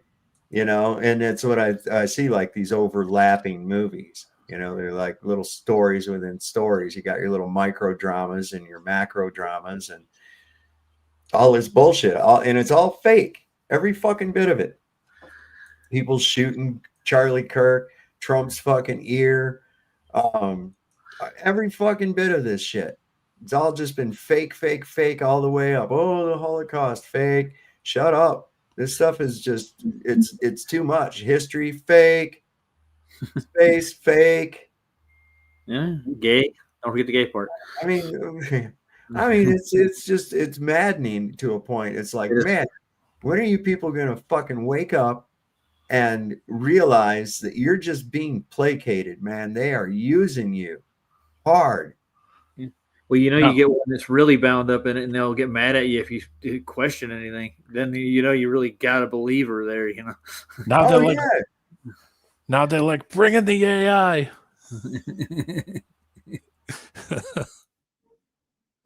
See, and these guys, man, I don't know. This is pretty crazy about the Matrix, man. Our Matrix. I'm gonna smoke some weed. We're living in a programmed reality, and it's time to wake up. If you analyze that movie, The Matrix, you begin to realize that the Matrix movie was really a documentary, a metaphor for our life here in the third dimension. Matter of fact, once you begin to get to higher levels of consciousness and you look around, you begin to realize, just like in that Matrix movie, most of the people you know are plugged into that artificial womb. You see, the term The Matrix is actually an ancient religious text. And what it meant was to be born, to come through the womb. And so you see that the writers of the movie, The Matrix, and the director decided to utilize that part of the scripture and text to emphasize that in the movie, to show that in order for you to wake up and become the true person that you really are in real reality, you have to go through the womb. And of course, we saw Neo was birthed out of that womb, and he woke up in the real world, okay? Now, analyzing this, we have to begin to realize that we are living inside this matrix. It's a fractal holographic matrix of light. And that everything that exists here is nothing more than light slowed down to a particular frequency. So distance is an illusion. Matter is an illusion. Separation is an illusion. Even individuality is all an illusion. There's only one consciousness, and that is collapsing these frequencies into the illusion of this reality that we are experiencing. Matter of fact, the way that we experience this realm is based on our perception of reality on collected information. The mind is encased in complete darkness. It doesn't know what's going on the outside. But the mind says to its friends, hey, can you go out there and collect some information, some data? So the friends go out, touching, smelling, seeing, hearing, tasting, go out. They begin to collect data. They themselves don't really understand data and can't decipher it fully, but they transmit that data back to the brain. The brain very quickly sorts it all out and projects a hologram as to what it believes is going on the outside, and you navigate this matrix based on a holographic projection from collected data. That's how you move around this realm. In actuality, we're probably not even going anywhere. It's like the holodeck on Star Trek, right? You're walking on a holo pad that moves you in any direction, but in reality, we're probably not even moving anywhere. Well, what's the point of this? The point is, if you take that as a metaphor for your real life, most people aren't going anywhere. Most people are living in this illusory world that really doesn't exist. It's a world that has been built up on belief structures, a world built up on ideology, a world built up on dogma, a world built up on programming code. And all this programming and this dogma and this ideology and these belief systems and everything else have been fed to us, have created this hologram that we're inhabiting. And from our perspective, we're calling this our life. That voice sounded familiar, Soft, for some reason. But living in a program. I mean, that's pretty much what we were experiencing, you know, taking in all this information, and who knows what we've been firewalled from. You know, it's altogether possible that there's all kinds of other shit that we're not even aware of because of the fact that our consciousness or our experience is firewalled away from that. I mean, why do people no longer see angels or interact with these supernatural beings any longer? What's going on? Well, it kind of goes back to when you were talking about them getting rid of the physical books and stuff like that. You know, now you got just Google, Wikipedia for your main source of information. It's like, does any of us trust those people? No, but we're you know, outside of the physical stuff that you kept, you know, where's anybody like younger gonna start to get their information? It's all gonna be from the internet. You know, they ain't gonna really have physical. Well, they might from some of their parents or their grandparents, but you know, that little by little, I'm sure that's all trying to be erased, basically. But Oh yeah, and they'll just believe whatever the fuck is fed to them when they ask the question, because Google said, well, because AI said, and it's like, well, we've found AI lies. Okay, so it just goes through and puts out the standard narrative anyways, garbage out, garbage in, garbage out. And so that's all well and good that this says that so and so is possible. Can you actually prove that it is possible though? No, they can't. But AI said, teacher said, that's what you got all the time. These people are just like little fucking animals. And they can change that. Said. They can change that information in tiny, tiny bits over periods of time and completely change the explanation to everything. So think about that. As the generations go along, that information is ever changing. It's like you're being spoon-fed crap, and you'll believe up is down and left is right. Well, the things that they can conveniently edit to turn into something else. Think about it that way. Mr. Tahiti, he asks the hard-hitting questions right here. How do all the fat blue hairs wipe their butts? Right. Okay. That's a very good question. Here's something else to ponder. How do blind people know when they're done wiping? Yeah. Gonna have to get in there the hard way. What's the hard way? Without any papers. I don't want to know. What do you smell like? What were you in a farm? Gotta rely on your other senses. Yeah, right. I've been in situations like that. I was down on a beach one time near Tijuana. Yeah. Are we near a sofa factory? Oh my god. Yeah, I guess you'd have to like sense the friction. Oh, yeah. You know, once the friction level gets up to maximum, then you know. Well, I guess once you get that bar hole going, you know, that's a pretty good indicator you didn't do a very good job. The groom of the stool. That's right. Post anything they have. Groom of the stool. Princess Diana's grandfather was a groom of the stool. Better get a bidet. Yeah, that's gonna be fun. That's what I like. I like a nice cold shot of water up my ass. That's what I'm partaking. It's worse when you don't expect it, and it just you're like, what the fuck? Ron actually they've got those sensors on them. Yeah, automatic. You know, they automatically flush like when you get up. Well, fuck, man, you lean forward and that thing goes. Yeah, it's like gonna suck your guts out or something, man. It's like, goddamn. Or the water sprays back up at you. Lean forward, motherfucker. Goddamn. Now I'm going to tell you this much. My Rhonda got a duvet. What do you call it? What those things called again? I forget the bidet. Duvet. Yeah, and my daughter both, and they love the things. I never use it. I don't want cold water shoved up my ass. I don't know. Give it a shot, Roger. You might like it. Literally. It'd be better if it was a little warm. You know, if it was warm, that would be better. Yeah, So, you remember when Randy went to go buy the new toilet, and they said, "Oh, you should see the Japanese toilets." The Japanese toilet had a sound spa and shit in there. Played Listen, music, turned on, glowed. you ain't supposed to be spending that much time crapping, man. Would you like to grab a glass of champagne? Didn't even buy me dinner yet. Nah, yeah, if you got to spend that long a time in there taking a dump, you got problems. You know, that's all I can say. You do what Wilford Brimley did. You get the Quaker Oats. Well, I just saw him in a movie the other night. God dang it, everybody while I was watching it was making the diabetes jokes. All through it. It's like, oh, he's got this diabetes. Hide his fucking insulin. Oh, I found out something interesting about Foucault. You know what he had? He had MS. Really? Yeah. No wonder he thought the earth was rotating. I know. He couldn't. His senses didn't work properly. Jeez. Yeah, it's probably from inbreeding too. Good man. The Mossad perfected the art of blackmailing people. They've also perfected the art of industrial electronic espionage. That was Robert Maxwell. Everybody snoops, but the Israelis actually are running the electronic systems for the U.S. government. But what I have found in the United States is that all of our politicians are groomed. You don't get to be president unless you're bought and paid for.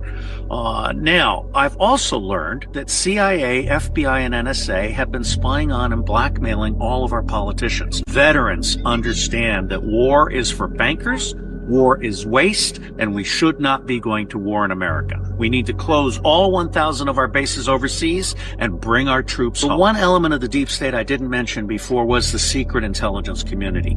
Those are the people who are smuggling guns, gold, drugs, cash, and small children as part of the totality of the deep state shadow government enterprise. The Mossad. That's some bullshit, isn't it? Yeah, Mossad. I like the way he said it. Yeah. Ike warned us before he left office, and he came out with that speech with the military-industrial complex that it would bring problems because of the vast armament industry, that these would become corrupt and be misused. Exactly. Who dubbed us the flat Earth police? Besides the point, like why is America the only ones that gets to go and put their military bases in whatever country they please? Nobody else, no other country's allowed to do that. Oh, I know. I always joke. I'm like, Iran wants war with us. Look how close they put their country to our bases. Yeah, that was an old one too. I remember that back in the day. Christ. And well, I'll tell you what. From what I understand, is it Libya? Wanting to say it's Libya, but I could be mistaken. Maybe I'll run back across it. But they're threatening that they're going to attack Israel.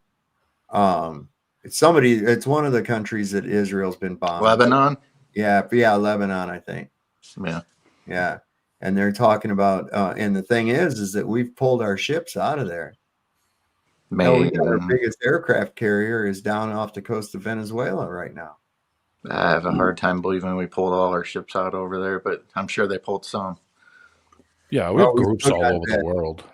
We still got that one that was decommissioned, then recommissioned. But you know what? Everybody called out that false flag right off the bat. Yeah. Well, the U.S. doesn't pull out until we actually really, until it's too late. It's not very manly of a statement either. Nope. Oh man. What's Plan B? Well, they sell it. Listen, this is almost like glorious to me to see the shit that's going on right now. These Christian Zionists are losing people by the day. And here's what's weird. Now I saw somebody in the chat said that TPUSA was a Catholic organization. It's not a Catholic organization. And that's why it's so wild that they're saying that Charlie Kirk supposedly had a Catholic funeral. Rare. But where do you have a funeral? Where's he buried? Where did they have the funeral? Is there anybody that even went to the funeral? No. Yeah. What church was it at? Where? What town? No video of it. Nothing. All we had was that thing of her crying over those hands. Yeah, saw that. You know?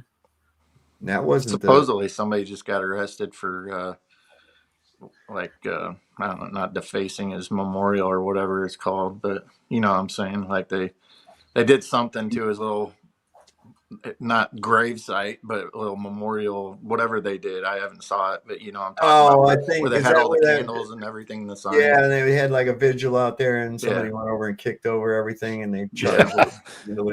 Yeah, the two sisters got arrested. That was that link I threw up a while ago. Yeah, and then something about they got evicted from their apartment too for it. Well, no, there was one even more recent. Like they went to this girl's house or apartment or whatever, and said they had her on camera and stuff. They just picked her up the other day. Oh wow! But yeah, dude, I just saw this woman. She was filmed herself in a Walmart. She specifically said she went to a high trust area, a white neighborhood, and she loaded up this cart, filmed herself doing it, and went right out of the store, man. Just went out of the store and started loading it in. Now, the worst thing is she showed her face. She uploaded it on TikTok. She recorded herself committing a crime and uploaded it and encouraged others to do the same. How dumb do you have to be that somebody's going to end up seeing that and you're going to get arrested? You just confessed to a crime. You filmed yourself doing a crime. You're going to witness against yourself in a video. No shit, bro. Now that's another cost. So now that person has to go to, what do you call it? They have to be fed. They have to hire people to watch over them, move them around. Now that's more money. So even that action costs you. Yeah. It sounds like government work, D-Man. Everything costs. Yeah. Drill Well, they a love hole, that shit. They love drill that a hole, shit. put a bolt in, cut the head off, weld it, grind it down, drill another hole. That's all it is. When you think about it that way. If you need a replacement part, it takes like a year to get it. Well, I watch these First Amendment auditors and shit. I think they're funny, the interactions, because these people say, "Hey, are you filming?" And then say, "Yeah," and they'll walk up right to the camera and stand there and go, "Well, I don't want to be filmed." And I'm thinking to myself, why the fuck didn't you just keep going? You know, if you didn't want to be filmed, but no, you do want to be filmed, or you wouldn't have walked up to this camera and shit. But you'll see occasionally they'll get a hold of the body cam from the cops that get called, and you hear them say shit like, "Well, I know, but he's one of those, and he's out there on public property, and unfortunately, if he's on public property, we can't do anything to him." Oh, wait a minute. What the fuck do you mean, unfortunately? Yeah, I know. Why would you want to do anything to them? Well, it sounds like they do. So. In my book, that would be an instant you're off the street. Yeah, and that's how it should be managed. If you get people that are doing stuff like that, there has to be the one person who's gonna just bypass the brotherhood shit, bypass the, what do you call it, and just step right in and say, okay, yeah. But you know, there is no person in those groups that is the one that's going to step forward and say, all right, man, you know, they all protect each other no matter what they do. God, you can be driving drunk, smashing other people, hitting runs, you name it, shooting people randomly, just all kinds of shit. And they just walk away, man. And even if they do have to quit, they just go 2 counties over and just go get another job somewhere else. So, you know, it's like gypsies. Right. Shitty gypsies. Oh my God, yeah. And they constantly get caught. Like, we watched a video on here one night, didn't have a cop stealing stuff out of a person's home. That was a while oh my ago. God. And they're all so fat. What the fuck? You got all these fat cops, man. It's like the thin blue line is not very thin. Okay. It's been thickening up really a lot here, you know. Need to get it in shape. Oh my God. Need a Planet Fitness subscription. I mean, is there some kind of a physical fitness requirement or something, man? I was like, God, it's sad. It's not sad. around here. They're in. They used to have like PT courses, especially the cadets when they would go in. And a lot of these cops never go to academy, do they? At what point it's like, well, sorry, we don't have a 4X uniform to give you. I know, right? God. It's like, holy shit, it's like, and you got to think about that. Is that fair to your brothers in blue? Because when you, an easy target being so large, takes a bullet, who's going to drag your fat ass to safety? But he could be used as a shield too. Yeah, that's possible too. Throw an acorn on him, that'll work. But it's like some of these guys, it's like, dude, you'd be halfway down the block before they even took their first step. It's like, I know. It's crazy. Real quick. The first time I ever egged anything, my friend talked me into egging something. I threw one egg, and it was like this miraculous hit that hit a bus, and the bus driver stopped and started screaming out the window. And of course, they got radios, so they fucking called the cops, and I'm like, I ran. And I got probably halfway across town before I couldn't run anymore. And soon I thought, all right, I'm far enough. And as soon as I stopped, a hand come over, and I didn't even hear that guy. Neither did I turn around and see anybody. I was like, where did you come from? He just ran across town. It's like, man, they were Right different. behind you. Yeah, and I didn't, so I mean, think about the difference. And, they had guys walking around on the street in my town, where they would just walk around all day. You would, walk the beat. Yeah, beat cops. And walk around town. I mean, the whole town, and they were locals, and everybody knew them. So when there was trouble, you knew you could say, hey, Joe, that I saw this, what do you call it? Like, the neighborhood was, it was dumpy, but it was safe. Yeah. You go to those. Oh, sorry. I was just going to say, that's it, D-Man. You confess your crimes on YouTube. I'm calling them. Oh, they're yeah, gonna, man. They're going to Oh, open my this God. cold case file again. They made a big stink out of it, too, and got my so father I'm calling your involved. local police. My dad was pissed. Toon's going to clip this. They're going to open your cold case, so you're done. Oh, I'm guilty. I enjoyed every second of it. Those guys are just the worst, all them guys. I swear. That whole fucking flat earth hater crew. I can't stand them. I think D-Man's going to be on the next 48 hours. That's it. Unsolved mysteries. I'm on the run. I'll see you in the chat. He was an accomplice with Bob Ross. Oh,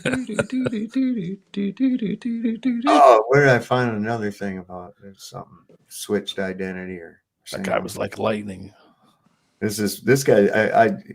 He's got to come out of this left-right shit though. Charlie's assassination has us in two camps. You got Team Fed that says, don't ask any questions, trust the science, or you're antiseptic. And then you've got Team, hey, I got some questions. I just want some simple answers.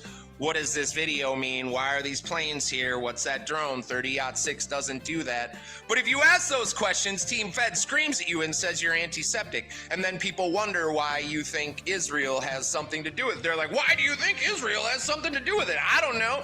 Maybe because just like within days of it happening, out of nowhere, Israel just came out, we didn't kill him. And we're like, whoa, dude, nobody said you killed him. Absolutely no one came out and has been like, Israel killed him. No, nobody said that. You guys ran to the podium and were like, Charlie loved us, we didn't kill him. And it's like, well, no, you're lying about that. Charlie didn't love you. And that's just the fucking crazy part. You're just lying about it. And they lie in the same way they lied about Corona and 9/11 and fucking the Iraq War and weapons of mass destruction. They're obvious lies that we all see. And it's all the same people. All the same people that lied about 9/11 and Corona and the jab. All of them on Team Fed, they're all lying about Charlie in the same way. Like, right? Like, we're like, wait a minute, your vaccine doesn't fucking prevent Corona. And they're like, oh, shut up, you fucking trust the science. And then you're like, wait a minute, that 30-06 would have taken his head off. Like, that can't possibly be the gun. Shut up, you're antiseptic, trust the science. And it's the same people. The people that support Trump needs to understand this. Trump has our support not because we just believe what he says, because Trump says what we believed. We were all like, no, this is bullshit. And Trump was like, yeah, that is bullshit. And Trump met us where we are. We don't believe everything that Trump says. We support him because he says what we believe. But he is not meeting us here, Trump. That has been the change here. That's why there is disappointment in Trump. because he is not saying the things that we all believe, that we know to be the truth. He said the uncomfortable truths out loud, and now somehow out of nowhere, he's like, oh, are you still talking about Epstein? It's like, whoa, dude, what the fuck is that? And we're all fucking like, really, like, not used to that. Why would you say that? You don't say fucking stupid lies. Turning Point USA died with Charlie, and if Trump isn't careful, the same thing could happen to him. Turning Point USA is just burning to the ground. Every day that they go on Charlie's show and they just continue to lie about what they were doing that day, and they make up bullshit and they change their stories. It doesn't work, dude. Like, you're not Charlie. Those people, they are evil people because they're lying, and we all know they're lying, and they know they're lying. Just come clean. Just like Candace says, just come clean. Tell us the truth. Don Jr., on Megyn Kelly asked Don Jr. about Charlie's assassination, and Don Jr. sounded like Dr. Fauci when he was asked about the Wuhan lab. Dude, don't lie to us. You're not a good liar. Don Jr., you're a horrible liar, dude. Don't do it. Charlie was your brother. Stand up like Candace is. All she's doing is laying out videos and facts and evidence and being like, hey, this is kind of weird. What's going on with that? All you got to do is answer the questions. When you call Candace names, you're just proving her point. When you keep lying about the simple things, don't lie. When Candace makes an accusation, don't lie about it. She's baiting you in, and she's already got you at the other end. She's already destroying the Zionists left and right. This is the changing world. Everything is in flux. The old control system is completely broken. It doesn't work anymore, and they just refuse to acknowledge it. You tell the truth, or you will be destroyed. Good luck to you all, and long live this beautiful republic. Yeah, we had a whistleblower here too. Yeah, but I mean, that's one thing politicians can't really do. What, answer questions? No, especially when they're controlled by a foreign country. True. You know, and that's the thing we're finding out is that, you know, despite the popular opinion of the people of the United States, those motherfuckers are in the tank for a foreign country. That's all. There's no ands, ifs, or buts about it. None of them can be trusted. So we got to stop playing the game. It's that simple. We just got to stop playing the fucking game. Man, Santero said he lost his dog too, man. That's the third person now. Yeah. There's been a lot. I've seen a lot of. I haven't said anything, but there's been a lot. Like, I've had a couple of friends' dads die. Like, it seemed like a lot of bad things have been happening lately.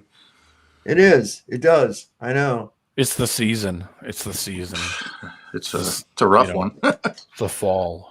Maybe, but shoot. I mean, my one friend's dad was only like 56. So, I mean, wow. I don't know. Young. They have to follow a script. That's right, Dreamy Lad. Yeah, I'm sorry to hear about that, everybody. I just, I went through my thing with my dog too, Santero and Justin. Yeah, all you AI. Man, it's a hard thing to do, you know. And I'll tell you the one thing it does is it's brought, you know, I make sure that I'm giving as much attention as I can to the dogs I still have, you know, and making sure that they, you know that I'm here, you know, that it's kind of weird. You start cherishing the time with them a little bit even more because of it too. You realize that, oh man, I don't have forever with these guys, you know. You gotta, of course, I'm always thinking like that anyways. Anyway, that just reminds me of I old didn't Yeller. mean to bring the mood down. Sorry. Sorry. I was just thinking of old Yeller now. So don't put down old Yeller. Yeah, I know, poor thing. Everybody cried. Yeah, no. So more and more shit's coming out about this TPUSA that's sounding worse and worse, and I think it's like Mormons are running this fucking thing. I really do. It's a lot of allegations of some weird shit, and I think the more this gets looked into, the worse it's going to get. I really do. I think people are starting to realize what's going on. Anyway. When Erica Kirk came in as leader, I don't even know how to explain it.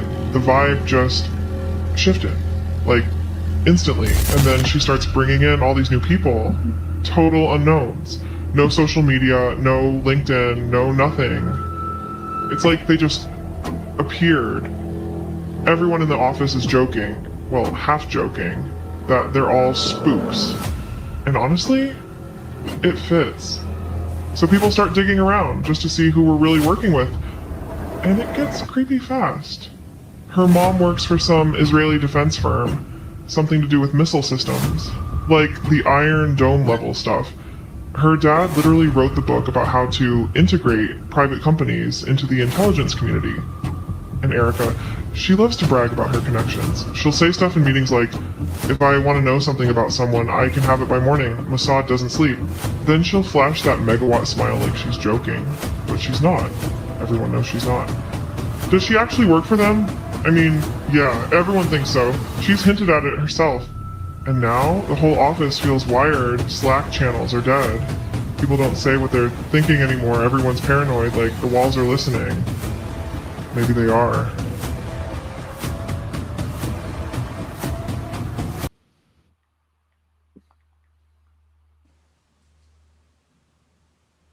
That's pretty fucking crazy. You know, and there's more and more people are looking at this like she was a, you know, she was a handler, she was a plant. Even look at how she was introduced, where she came from, and then her parents' involvement with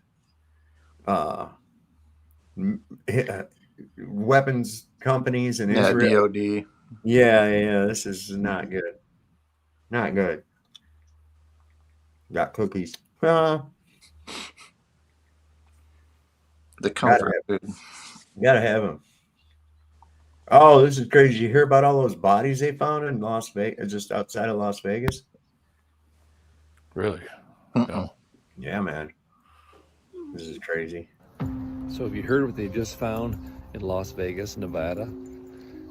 They just found over 300 piles of human remains out in the desert. Now, this reminds me of that TV series. It could be either Breaking Bad or it could be the Ed Gein monster series. I mean, there are some sick people in the world, but how do basically over 300 people wind up missing? And they find piles of them in the desert. Supposedly now the funeral homes are out there recovering the remains, probably trying to figure out this giant mess of who all these people are. But by God, I hope it's not some kind of a wacko serial killer running loose. I'm assuming it's probably like a funeral home that was negligent, and rather than, you know, preparing the bodies for funerals and burying them like they're supposed to, they probably dumped them in the desert. But if you haven't seen it, check this one out. It'll make your stomach turn. Wow. Or maybe they're homeless people. They got to be going somewhere. They clear out all these homeless people. They got to be going someplace. There's people that live in the tunnels under Vegas. Oh, I've heard about that. Yeah. Yeah, I've seen the videos of the guy that on YouTube that walked down through there. I mean, they're literally underground. It's like, man. Here's a real good guy, one of the chosen. Here's one of God's chosen people. Listen to what he has to say.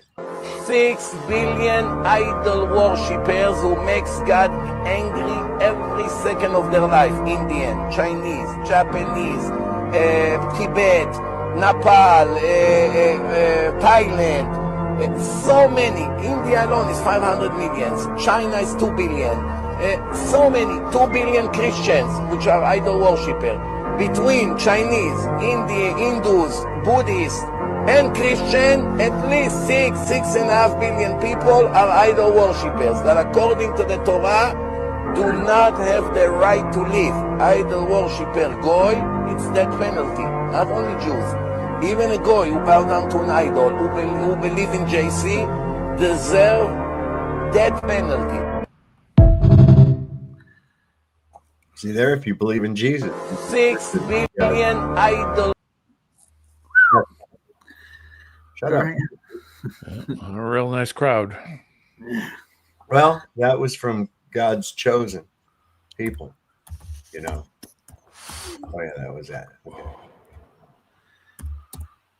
What was it? Oh I yeah, haven't, I okay. haven't given him any money in a long time, so I'm good.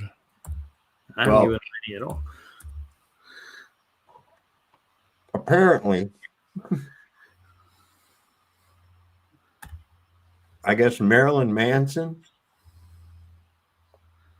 and Nicolas Cage are the same person. Holy crap. Yeah. Nicholas Manson. Nicholas. Check this out. The hurt doesn't show, but the pain still grows. Some strangers to you and me. Marilyn Cage. Oh damn, striking. Very.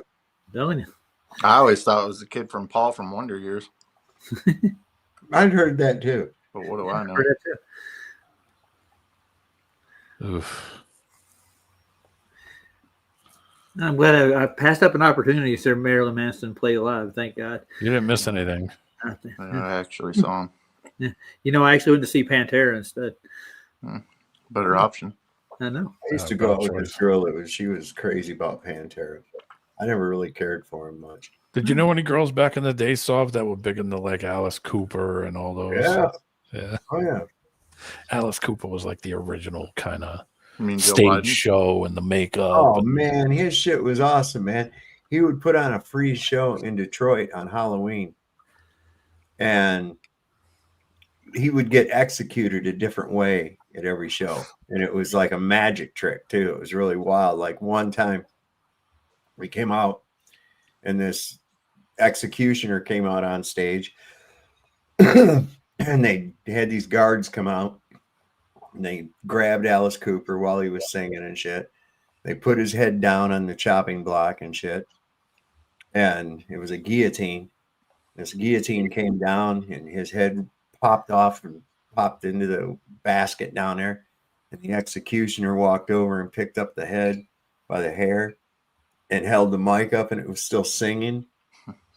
And then, yeah, this is crazy, right? So they dropped the head back into the basket.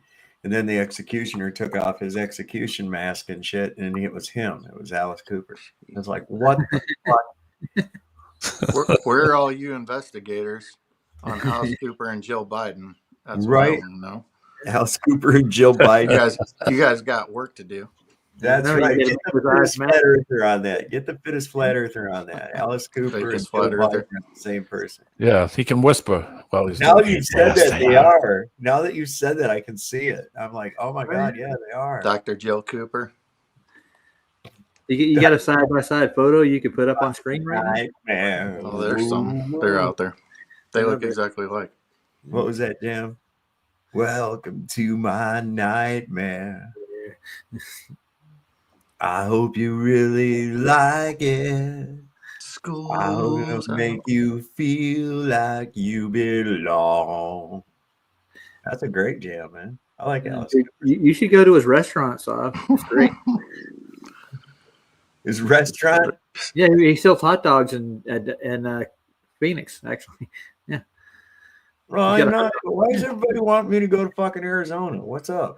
I'm not telling you to go to Arizona. It's just where his hot dog stand is, man. You told me I should go to his restaurant. Another Mojo coming on here telling me I need to go to Quartzsite. I'm like, oh, you know what? I should ask Don and Margaret. I've been talking to her. They own the gem and mineral shop there in Lone Pine, California. I think that they go to a rock and gem convention that's held in Quartzsite every year. So I wonder if they're going to have that, when that is. Nice. They're pretty cool people. What's this thing here? Oh yeah, here's the thing. People say they're not doing a genocide and shit. Well, nobody's saying that anymore, but they are. Everybody knows they are. Listen, this guy, this Piers Morgan, he pisses me off, man. I think you greatly underestimate, Piers, how deeply committed the Israelis are to ethnically cleansing both Gaza and the West Bank. The Israelis now have a situation where there are roughly as many Palestinians as there are Israeli Jews inside of Greater Israel. And this is an unacceptable situation for most Israelis. And they're completely committed to ethnically cleansing Gaza and then the West Bank. I think the evidence is overwhelming on this. Now, you say President Trump sees this as a great opportunity to prove that he's a statesman and he can bring peace to the Middle East. I think in principle that he'd love to do that. But I've written a book with Steve Walt on the Israel lobby, and there's absolutely no question in my mind that if President Trump gets rough with Prime Minister Netanyahu, Netanyahu will turn to the lobby and the lobby will force Trump to back off. There's no way Trump is going to get tough with Netanyahu if he violates the ceasefire. Remember, he did that on March 18th. But do you not think he's already got tough with him? Because I think the catalyst for what we've seen today and unfold the last few days, I think the catalyst was Israel's attack on the Hamas negotiating team in Doha, which was unbelievably ill-advised. It was a catastrophic failure. They didn't kill anyone from the Hamas negotiating team. They killed a Qatari security guy and other people unconnected with Hamas. And the opprobrium this brought on Israel from all the leading leaders of the Middle Eastern countries and states around there was tremendous. They all got on the phone to Trump. And then an extraordinary thing happened. Donald Trump made Netanyahu get on the phone and apologized to the Prime Minister of Qatar. I've never heard of anything quite like that happening. It was a public humiliation for Netanyahu, and it showed me that Trump does wield a lot of power. I mean, if Trump was to suddenly say, we are withdrawing all military support and financial support for Israel, then Israel could not be the superpower that it is in the Middle East. I threw a picture of Alice Cooper Biden. No, I just got the that G.G. Allen one's really good too. Yeah. It's G.G. Allen Alda. This one, hang on a second.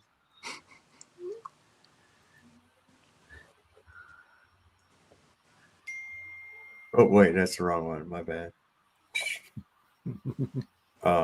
Blowing up. There we go. Like my phone right now. Everybody's Oh, that's you? Yeah. It's the witch bell. I know. Got me trained. Oh God. Come on, guys. Look at We got another one. Hold on. Let me see here. Allen, G.G. Allen Alda.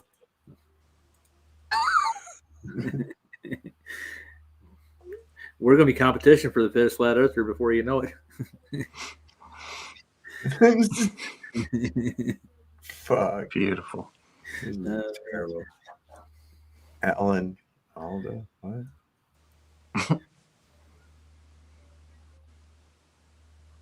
Oh, what is that supposed to be? He's like with The punk rock guy, G.G. Allen. I Somebody don't took know who Alan that is. Alda's head and put his head on his body, so it's G.G. Allen.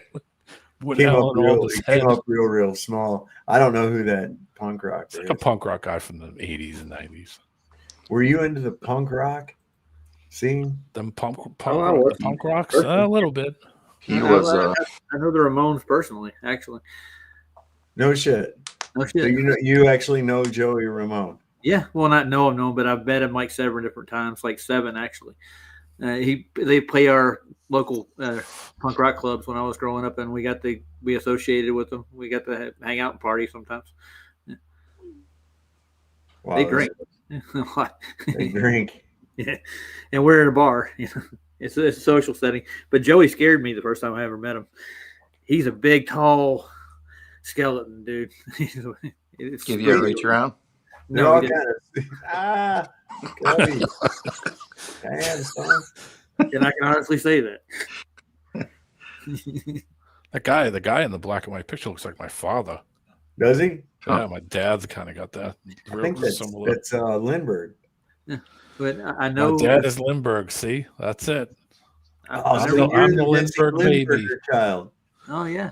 I'm The the Lindbergh- Lindbergh baby. The secret is out. Wait a second. Lindbergh, not Limburg. Limburger is that fucking cheese, right? When you brought up G.G. Allen, I know people who know him too. So I actually, one of my friends is actually his best pen pal when he was in the joint. So, wow. G.G. Allen, yeah. His sister band is actually a friend of mine has a band called Anti-Scene in North Carolina. They actually used to play with them all the time. You know who D-Man knows who Anti-Scene is, I'm sure. Who? Yeah, Anti-Scene. Yeah, it's a punk rock band from Charlotte. It's I don't know, man. I wasn't into that scene. The bastard of words. Yep. I can't stand death metal either. That chainsaw metal, like that shit just drives my fucking nerves out, man. I can't listen to it. I can't do it. I had this boss. He's like, I don't like being assaulted when I'm listening to my music. It's just stomping music. Oh my God. This is a real quote from Charles Lindbergh Sr. about our current financial system. This act, the Federal Reserve Act, establishes the most gigantic trust on earth. When the president signs this bill, the invisible government, by the monetary power, will be legalized. The people may not know it immediately, but the day of reckoning is only a few years removed. The worst legislative crime of the ages is perpetrated by this banking bill. And that's the system we're under today. And don't get me wrong, I'm not saying that's why what happened to his grandson happened. I don't think it is, but they did some pretty messed up things to him, like having federal agents destroy the printing plates of the 2 books that he tried to publish. They didn't just burn the books, they destroyed the printing plates. Banking and Currency and the Money Trust, which is about the bankers that hijacked our system. And this book, which is about how and why those bankers tried to get us into World War I. And he wasn't just anyone. He got them all investigated in 1912 with the Pujo Committee. And it named names that JP Morgan controlled almost all of Wall Street. Warburg, Schiff, Peabody, Rockefeller, Strong. He called them all out, so they silenced him. And if you want to know why your money's worth less today, look into that. And get your kids my books on how the money system was conquered, how they could be an entrepreneur, how information is controlled, fake news, a food system, and so much more. ClassicalLearner.com. Those were kids' books. Yeah, no shit. Yeah, that's the perfect time to get them. Yeah, perfect time to teach them how to be an entrepreneur, baby. That's something they don't teach you. They don't teach you that in school. They don't teach that shit in school. Conformity now. You just conform to what they deem you as you'll be. Oh, okay. Yeah, this was kind of crazy. We'll come back to that. Yeah. Yeah, that shift. What? I've seen some funny. I'll send them to you here in a second, especially this one. Where did I see that thing? I was missing it now. I got shit everywhere.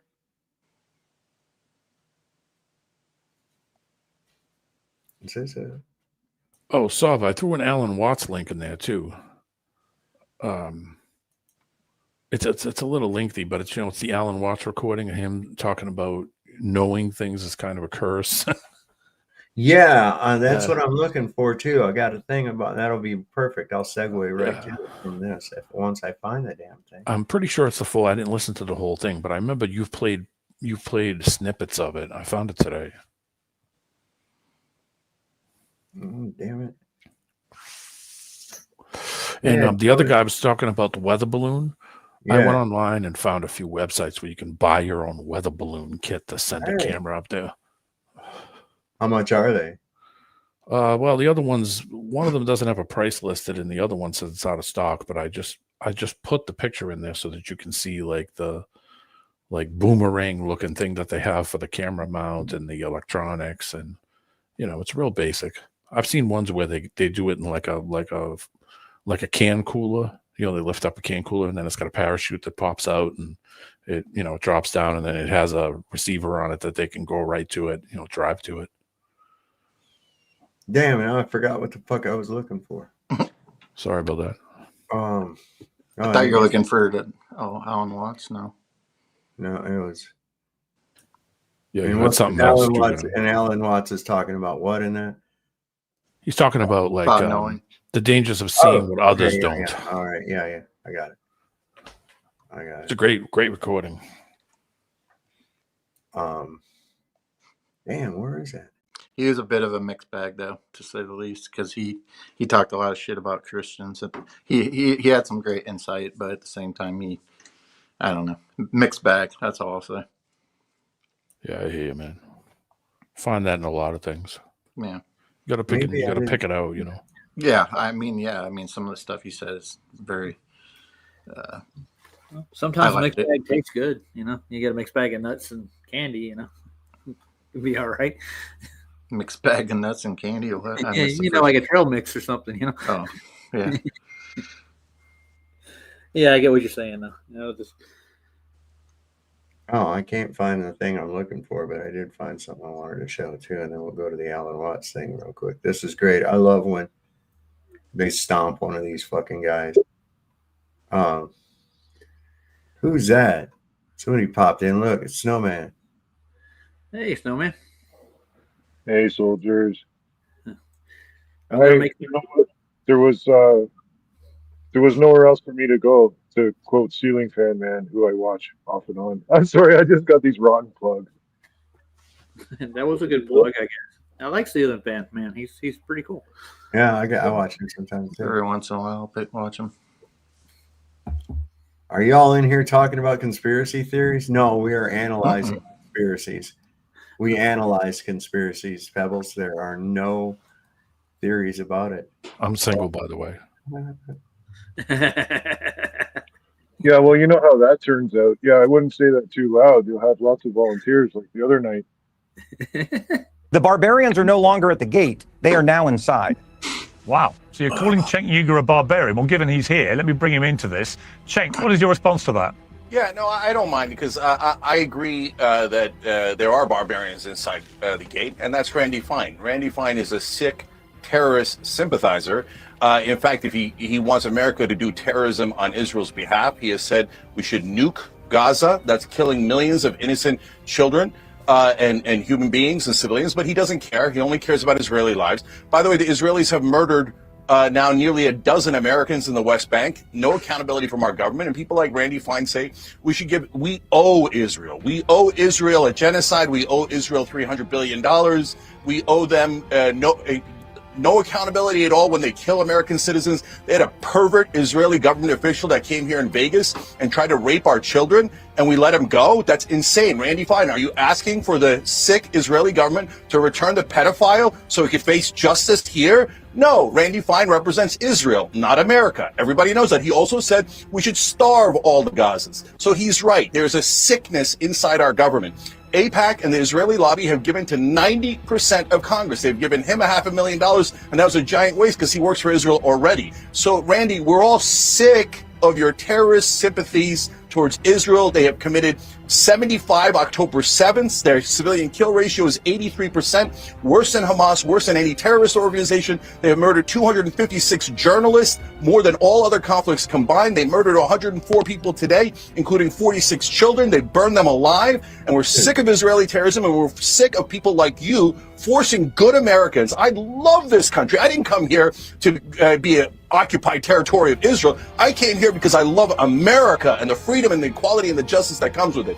If you think your grandparents who came here were not loyal to America, that's your business. But no, most of the people that come here come because we absolutely love this country and not Israel. Why don't you go to the Knesset, brother?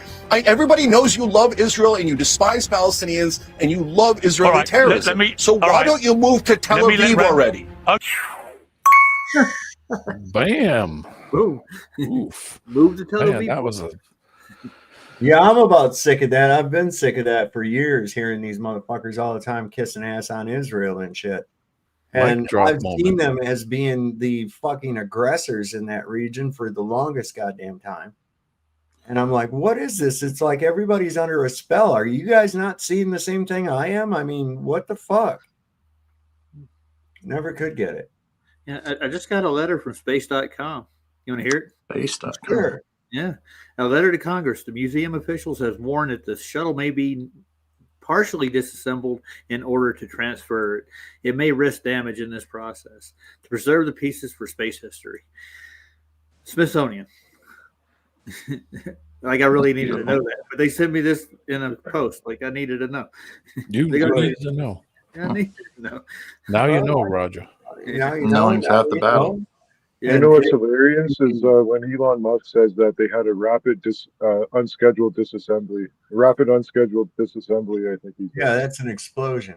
Yeah. That's a quick way to do it. You don't preserve anything. Yeah. That's It was rapid. Unexpected disassembly. That's an explosion. Kind of like to the Liberty. That was an unexpected disassembly too, wasn't it? Yeah. Oh, not the way they wanted it to be. Yeah. Yeah. Rather peculiar that happens to certain people. They walk into a room and they feel it all. The unspoken tension between two friends, the hidden sadness behind a smile. And we've been told this is a gift, haven't we? This ability to see what others miss. But I want to suggest something quite different to you today. That this very ability, this clear seeing, might be the most dangerous thing you'll ever possess. Now, I'm not speaking of danger in the ordinary sense. I'm not talking about physical harm. I'm speaking of something far more subtle and far more devastating. The danger of becoming so aware that you can no longer participate in the beautiful unconsciousness that allows most people to live their lives in relative peace. Have you ever watched people at a party? Really watched them? They're playing a game, you see. Everyone knows the rules without ever being told. Yeah. You ask how someone is, they say fine. And you both pretend this is a complete answer. You compliment the host, you laugh at jokes that aren't particularly funny. You nod sympathetically at stories you've heard before. It's a kind of collective agreement to stay on the surface, to keep things pleasant, to not look too deeply. But then there's you, the one who sees through it all. You notice the wife who flinches slightly when her husband speaks. You sense the colleague who's desperately lonely, despite being surrounded by friends. You feel the anxiety rippling through the room like an invisible current. And here's where the danger begins. Because once you see these things, you cannot unsee them. And more troubling still, your very presence becomes a kind of mirror that others cannot bear to look into. Let me tell you what I mean. When you see clearly, when you perceive the hidden currents beneath social interaction, you're essentially calling attention to what everyone has agreed to ignore. And people don't like this. They really don't like this. Not because they're bad or stupid, but because your clarity threatens the very structure that allows them to function. Think of it this way. Society is rather like a stage play. Everyone has their part. The successful businessman, the devoted mother, the reliable friend. These are roles, you understand. Costumes we put on. And the play works beautifully, so long as everyone stays in character. But you, with your penetrating awareness, you're like an audience member who stands up in the middle of the performance and shouts, "But that's just an actor pretending." Well, you can imagine how welcome that makes you. The first danger, then, is isolation. And I don't mean the ordinary loneliness of not having enough friends. I mean something far more profound. The isolation of living in a completely different reality from everyone around you. You're speaking a language nobody else understands. You're seeing a world nobody else can see. And the terrible irony is that the more clearly you perceive, the more alone you become.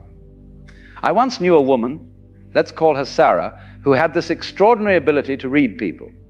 She could walk into a room and immediately sense who was genuine and who was performing, who was in pain and who was pretending to be fine, who could be trusted and who was hiding something. And you know what happened to her. She lost every close relationship she had. Not because she was cruel or judgmental, but simply because people felt exposed around her. They couldn't maintain their comfortable masks in her presence. Her friends would say things like, "You're too intense. You read too much into everything and you cry. Can't you just relax and have fun? But she couldn't. Because seeing clearly isn't something you can turn on and off like a light switch. It's like asking someone who can hear to simply ignore sound. Once you've developed this capacity for perception, it's always there, always operating, always showing you what others prefer to keep hidden. And here's the second danger. When you see the truth of a situation, when you perceive what's really happening beneath the surface, you face a terrible choice. Do you speak or stay silent? If you speak, you risk being attacked. And I mean this quite literally, though the attack is usually psychological rather than physical. You'll be called negative, overly sensitive, a troublemaker. You'll be accused of creating problems that don't exist, of reading malice into innocent situations, of being unable to just let things be. But if you stay silent, if you swallow what you see and pretend not to notice, you begin to lose contact with yourself. Because every time you ignore your own perception, every time you accept someone else's version of reality when you know it's false, you're essentially telling yourself that your experience cannot be trusted. And over time, this creates a kind of split in your being. Part of you knows the truth, but another part must pretend not to know it. This is madness of a very quiet sort. I remember years ago sitting in a meeting where everyone was congratulating themselves on how well a particular project was going. And I could see clear as day that the whole thing was about to collapse. The signs were everywhere. The forced enthusiasm, the avoidance of certain topics, the way people's eyes would slide away when difficult questions arose. But when I gently suggested that perhaps we should examine some concerning patterns, I was met with hostility. Not argument, mind you, not reasoned disagreement, pure defensive hostility. And this brings us to the third danger, the most insidious one. When you see clearly and others don't want to see, they will often turn their anger on you. Not consciously, perhaps. They won't sit down and decide to make you the villain. But unconsciously, automatically, they will begin to treat you as the problem, as if your perception is creating the very difficulties you're merely observing. This is what I call the phenomenon of shooting the messenger. When someone points out that the emperor has no clothes, the crowd doesn't thank them for the truth. The crowd turns on them for disturbing the comfortable fiction everyone was enjoying. Your clarity becomes a threat, and threats must be eliminated or controlled. I've watched this pattern repeat itself countless times. The person who sees clearly gets labeled. They're too negative. They're creating drama.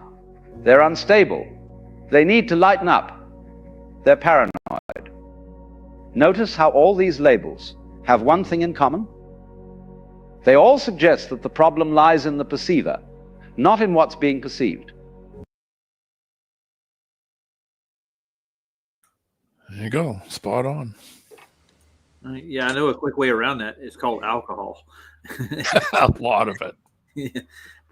Yeah. But I don't suggest it. It's bad. It's a brilliant defensive maneuver, really. If we can convince you that your perception is flawed, we never have to look at what you're perceiving. But here's what nobody tells you.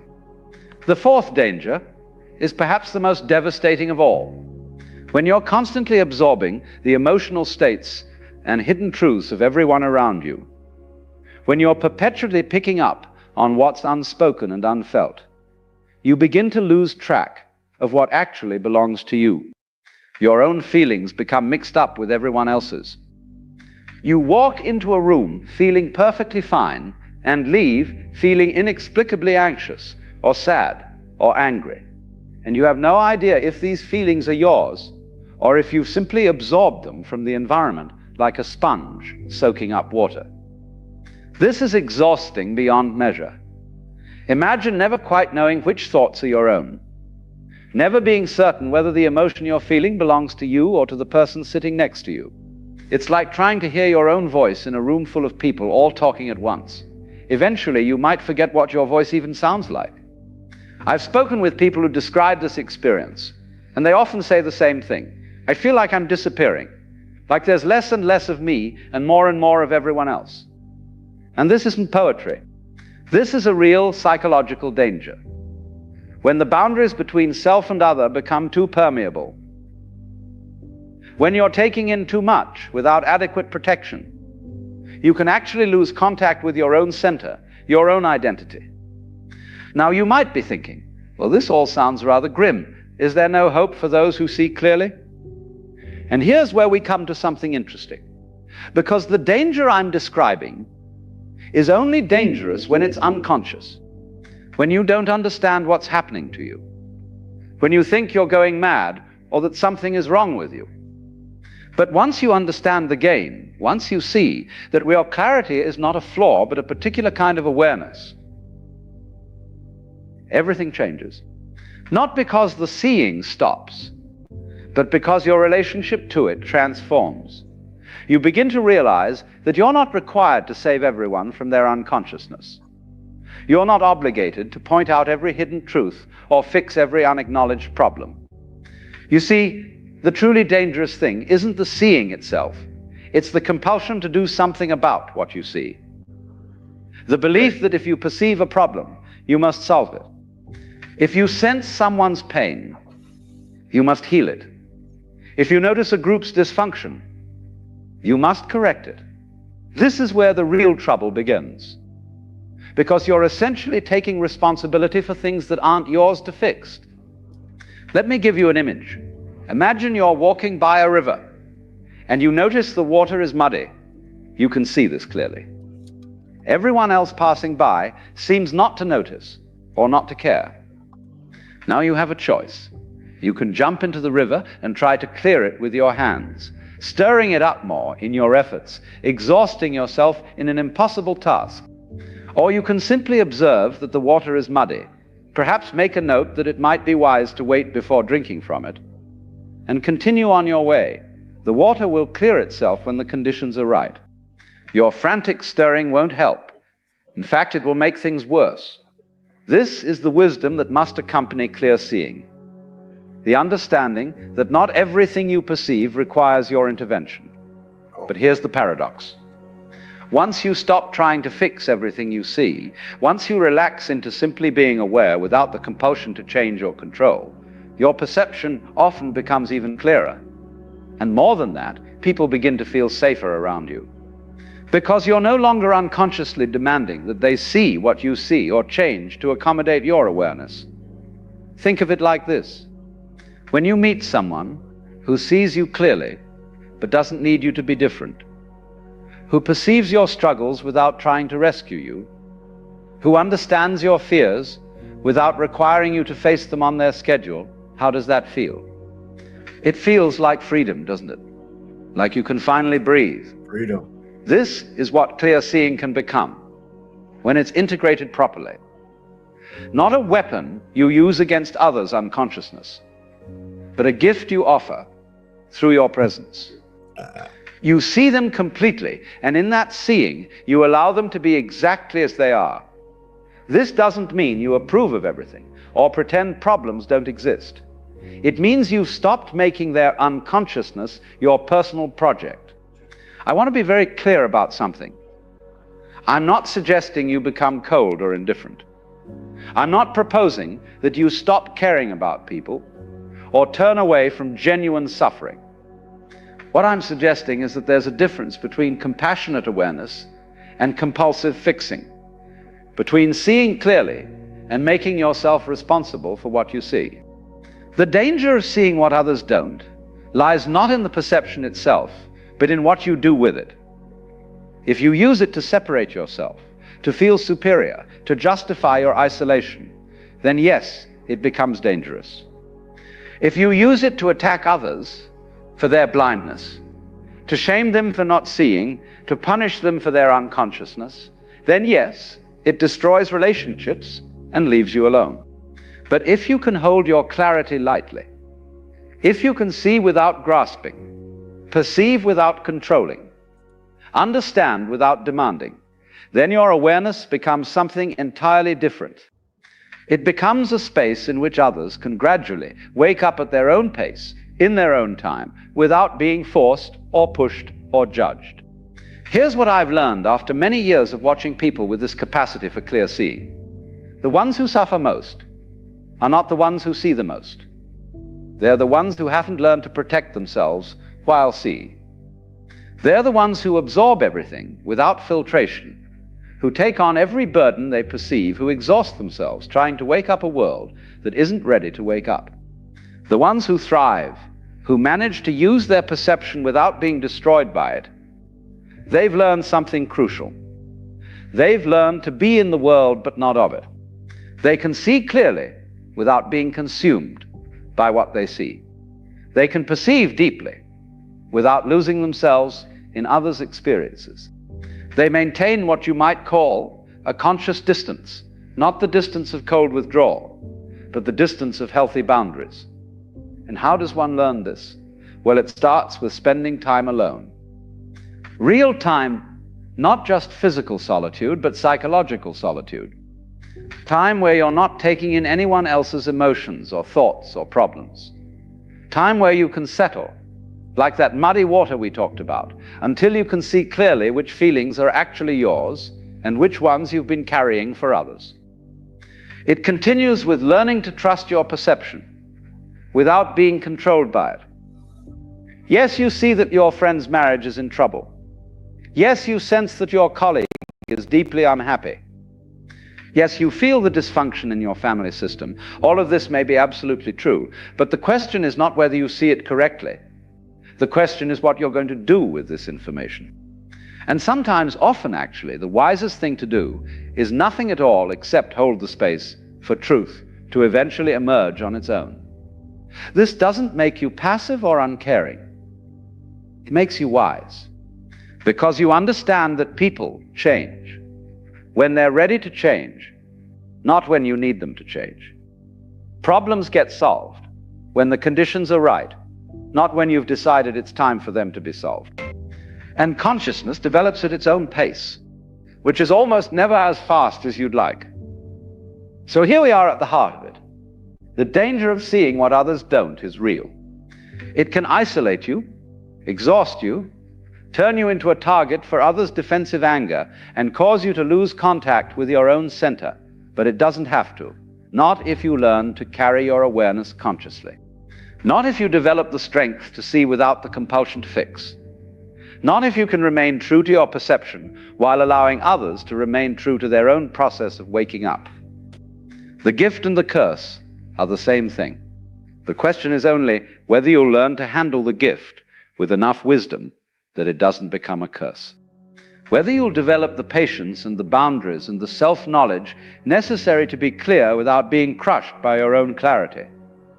And perhaps most importantly, whether you'll find others who can see as you see. Because they exist, you know. Other people who live in this odd space of perceiving more than most, of sensing what's hidden, of knowing what's unspoken. When you find these people, when you can finally be fully seen by someone who doesn't need you to be less perceptive, to feel comfortable, that's when the danger begins to transform into something beautiful. Because you realize you're not alone, after all. You're not crazy. You're not broken. You're simply awake in a world that mostly sleeps. And there are others who are awake too, and together, without force or pressure or urgency, you can hold space for consciousness to gradually spread, like dawn breaking slowly over a sleeping city. This is the hope within the danger, that your clear seeing, when held wisely, becomes not a burden you carry alone, but a light you offer to others, gently, patiently, allowing them to approach it when they're ready, if they're ever ready. And if they never are, well, that's their right. Your job isn't to wake them up. Your job is simply to remain awake yourself, to keep seeing clearly while learning to live peacefully with what you see. The danger is real, but so is the possibility. The possibility that you learn to be conscious without being consumed, that you'll see deeply without drowning in what you perceived, that you'll carry your awareness as a gift rather than a curse, And that, my friends, that is the art of living with eyes wide open in a world that prefers to keep them closed. There's a lot of people that are just comfortable in their fucking sleep, in their hypnosis. You know, it's their comfortable little world and shit. But they don't care if it's not real. It's like that guy in the Matrix. Remember when he went ahead and went back? He says, "I don't care if it wasn't real. I miss it." Yeah. I was like, "That's fucked up, bro." Sometimes I like to believe that we have fate in our own hands, and like, no matter what they do, like, you know, like this guy who was talking about trust the plan, like, oh, be wise, right? Like, don't sacrifice yourself at a riot because you wanted to prove a point, right? Like, that's not going to solve anything.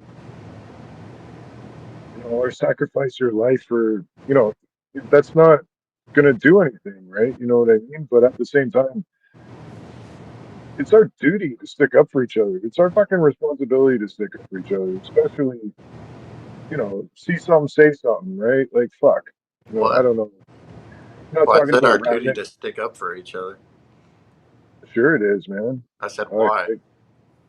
That's my choice, I guess, man. If I see someone snatch a purse off some lady, dude, and he's running by me, I'm gonna intercept him. Like, I know that's retarded. I don't think I'm a superhero. Not really. When you see it's a natural response for most people. I think that at least it should be. And when you see someone in distress, you react to try to help them. It was it was the norm growing up.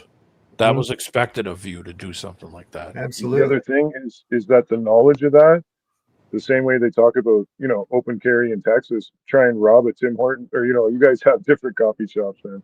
But, you know, nobody robs a coffee shop in, you know, certain parts of Texas. You know what I mean? Like, it's just not worth the effort. Like, a lot of crazy shit happens in Texas, don't get me wrong, but compared to Florida, not so much, right? I don't know. Florida's open carry now too. We have constitutional carry here, so yeah. So they can, you know, fuck around and find out, I guess. Plus, they got those sheriffs down there saying, "Yeah, we go by that stand your ground rule." Okay, all right, that sounds good. Anyway, everything's connected, man. Everything. Check this out. Imagine I have a beautiful tree that's filled with oranges. And I ask myself, what is the orange made of? How do I answer that question? Well, I want to look deeply inside the orange, so I magnify it. And I magnify it again, and if I keep on doing it, deep inside, sooner or later I begin to see molecules come into view. But molecules are not the end of the story, because the molecules, I can enlarge them. And if I make them big enough deep inside, I begin to see atoms. Atoms are not the end of the story too, because we have electrons zooming around the nucleus, deep inside, mostly empty space in the atom, but deep inside, we see the nucleus. So if I grab that and magnify it, I see that the nucleus is itself made of particles, neutrons and protons. If I grab one of the neutrons and magnify it, I find yet further particles, little tiny quarks inside. Now that is where the conventional ideas stop. String theory comes along and suggests that inside these particles there is something else.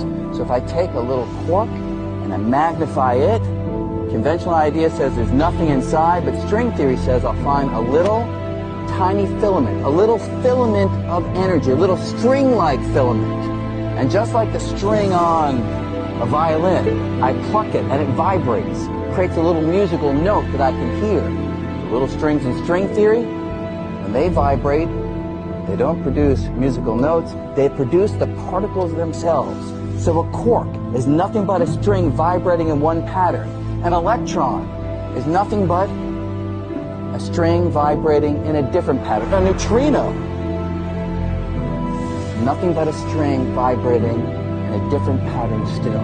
So if I take all of this back together, I have my ordinary orange, and if these ideas are right, they are speculative, but if they are right, deep inside the orange or any other piece of matter, there's nothing but a dancing, vibrating cosmic symphony of strings.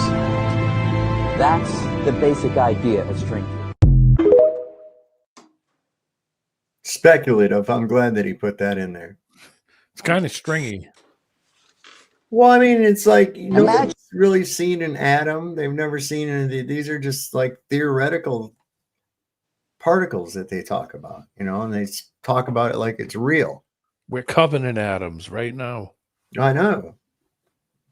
Covered. That doesn't sound very good. Yeah, it sounds kind of. It's just it's an atomic bukkake is what's going on. You got Oh my God! I'm gonna go into the hospital. The atoms are all over me. Sorry, don't make me get my black light out. No, we don't want to see that, snowman. You see every speck of dust with a black light. Every speck, it doesn't matter what it is. Could be something on your shirt. Oh, you call it dust, do you? Well, I mean, just in dust bunny, anything, you see everything in a black light. Yeah. Actually, on the same note, I actually shined the black light. I was fucking around one night. I was sitting here with you guys, and I was shining it on my cigarette, and it all glows up in these, like, almost like where the tobacco touches the paper. Anyways, it was all covered in something that glows under a black light. I don't know. I guess blood does. Does blood residue glow, and then organic material, so to speak? And so the reason why that is, anyways, guys, like, fucking go build a science guy. I don't know a lot of shit, but it's the phosphorescence that's inside of the material, and when it's hit at that frequency, it glows off. There's Lori, man. Oh shit. What's up, Lowry? Look at there's Lowry. What up, my ninja? I had the electron shells and like the reducing down to like things that we can't see. Because I was just talking to like the difference between alchemy and chemistry is like chemistry is this very brutal clinical look at like how things react with each other. And they use the electron shells. They say, well, there's this many electron shells. When it reduces down to this, then you get this and this. It's all just it's a really clinical description of like what actually is going on with matter. You know, because nobody can I get in there on this? Nobody can see. The periodic table groups them, right? The periodic table groups them into types. Like on the one side they're free electrons, on the other side they collect them, right? Right. Anyways, I was just saying they're grouped. Like these ones do this and these ones do that, kind of thing, right? What they did was they did a description of it, and they made a description of something they couldn't see, and this is the atomist vision of what it is. Okay, so, but it really doesn't matter. I mean, it all really is reduction. Everything in alchemy is reduction. Alchemy chemistry. You basically, if you want something out of something, you reduce it. And you boil the water out of it, or you add something else that will get something else out of it down to its most basic form, so that you can get its most purest thing out of it, and then you mix that with something else. It's this electron cloud nonsense. It's nonsense to me. It's just like they made up a word that says this and this and this, and a lot of you that don't remember high school chemistry, the electron reduction clouds and how they described it. The reason why it's so hard to not understand it is because it's fucking bullshit. Right. They have old books describing what these things do. What happened? Is put it into a high school curriculum, and in a certain way that people could actually, I guess, understand it or maybe not understand it. Yeah, Lowry, they were finding it. It was just, it's just like, yeah, and the clinical, I would call it the reptilian aspect of the clinical analysis of like breaking down why things behave the way they do, it's gross and it's impossible for actual human beings to understand how it works, and I think it's on purpose. If you would have just said, hey, make a name for this compound over here, what is it? Where does it come from? How does it behave? It mixes with this, and then make a cookbook for it. It'd be a lot more easy to understand how like these things that we don't understand behave together. They don't do that. You have to go out and look for it. You have to go out and actually find these old cookbooks, alchemy, everything else. If you actually think your high school chemistry class really is going to give you anything at all, other than maybe making bombs, just fuck off, because it's just not. I mean, that's the most useful thing I think out of high school chemistry actually could be, is creating weapons out of your kitchen You know, whatever under your kitchen sink, you know? MacGyver shit, man. Yeah, I mean that's really like it's if you think about it, it's like I mean, what are most of the useful things that you do with these like alcohol breaks things down. It's a cleaning agent, you know. You have acid and you have base. There's lots of useful things that you can do with all of these substances. You know, I just listened to a podcast last night where a guy from Texas apparently synthesized cocaine in his basement without having any plants. And it was pure cocaine. He sent it to like, and not that I would recommend doing that. I'm not saying anyone should get into that world, but like, actually, you can reduce most things down if you understand. Like, if you have the cookbooks, you know, the cookbooks are out there. You can go find them. It's not an atomist electron cloud bullshit Rockefeller fucking story about how atoms behave. And don't get me started on nukes. You know, what's it made out of? Eggnog. I know you could just make a story. You can make a story out of anything, but really, there's just old cookbooks. Hey, Lowry, know? you're speaking like a true anarchist over here. What the heck's wrong with you? I mean, I couldn't help it because, like, you know, I hear about string theory and I hear about like, okay, I mean, these are big concepts and they're big things, but like, I mean, you know, most of it's reduction. Most of all of the great mathematics, even like balancing equations, everything else is reduction. You reduce what you know, what some certain thing does, and you just get it in its most concentrated form. And this goes for chemistry, alchemy, whatever you want to call it, balancing equations, everything else down to its most usable form. And it's also in numerology, where we reduce every single thing we ever do down to its most manageable number. And then it's most useful, I don't know, in an application, in a real world scenario. Isn't that what we're really looking for? Is just like, we all talk about these big giant ideas, but I want something that's useful. You know, it's like the Pythagorean theorem. It's like, you know what's useful about that is like, you need to know you can measure a shadow across a river, and you can do this, and you can get the angles, and then you can know how far it is across that river. That's fucking useful. You know, or maybe the fact square up, use it to square your walls. You can use it to square up decks. Yep. All that fucking shit. A. Real easy, you know. In fact, it's even printed a lot of times on the side of a framing square. We always call it the 6-8-10 rule. If you pull up 6 feet on one side and measure and put a mark, and then pull up 8 feet on the other side, right? You should have 10 feet on the hypotenuse, right? Yep. A squared, B squared, right? So you got 6 times 6 is 36. 8 times 8 is 64. Those two together are 100. Square root of 100 is 10. So you keep jockeying that thing until you've got 10 feet between the two marks you just made, and your fucking deck is square. Yeah. I mean, it's a Pythagorean theorem. Yes.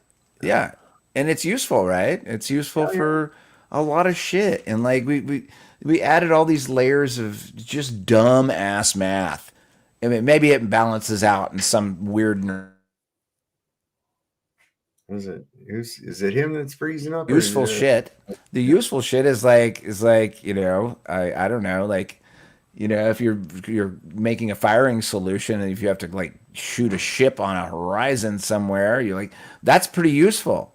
You know, useful building a bridge, useful all this stuff.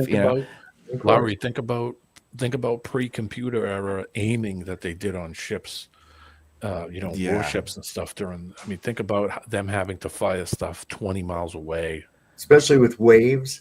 Yeah. You know, they had to have a way of leveling the gun. They had to figure out a way of leveling the gun. Yeah.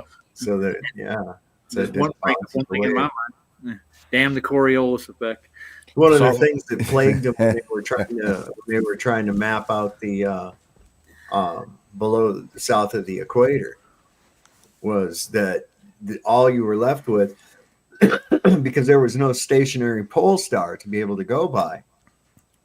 So they had to go by movement and time. And one of the problems that they had was a method of keeping accurate time at sea.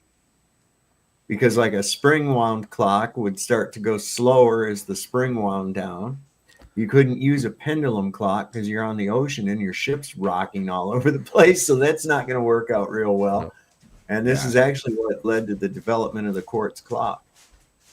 Yeah, and you know what the bugger also about traveling over water, which is like still to me is like blows my mind, is you have nautical miles or nautical speed. Well, the thing about it was when you're traveling over water, the water is moving underneath you. Yeah.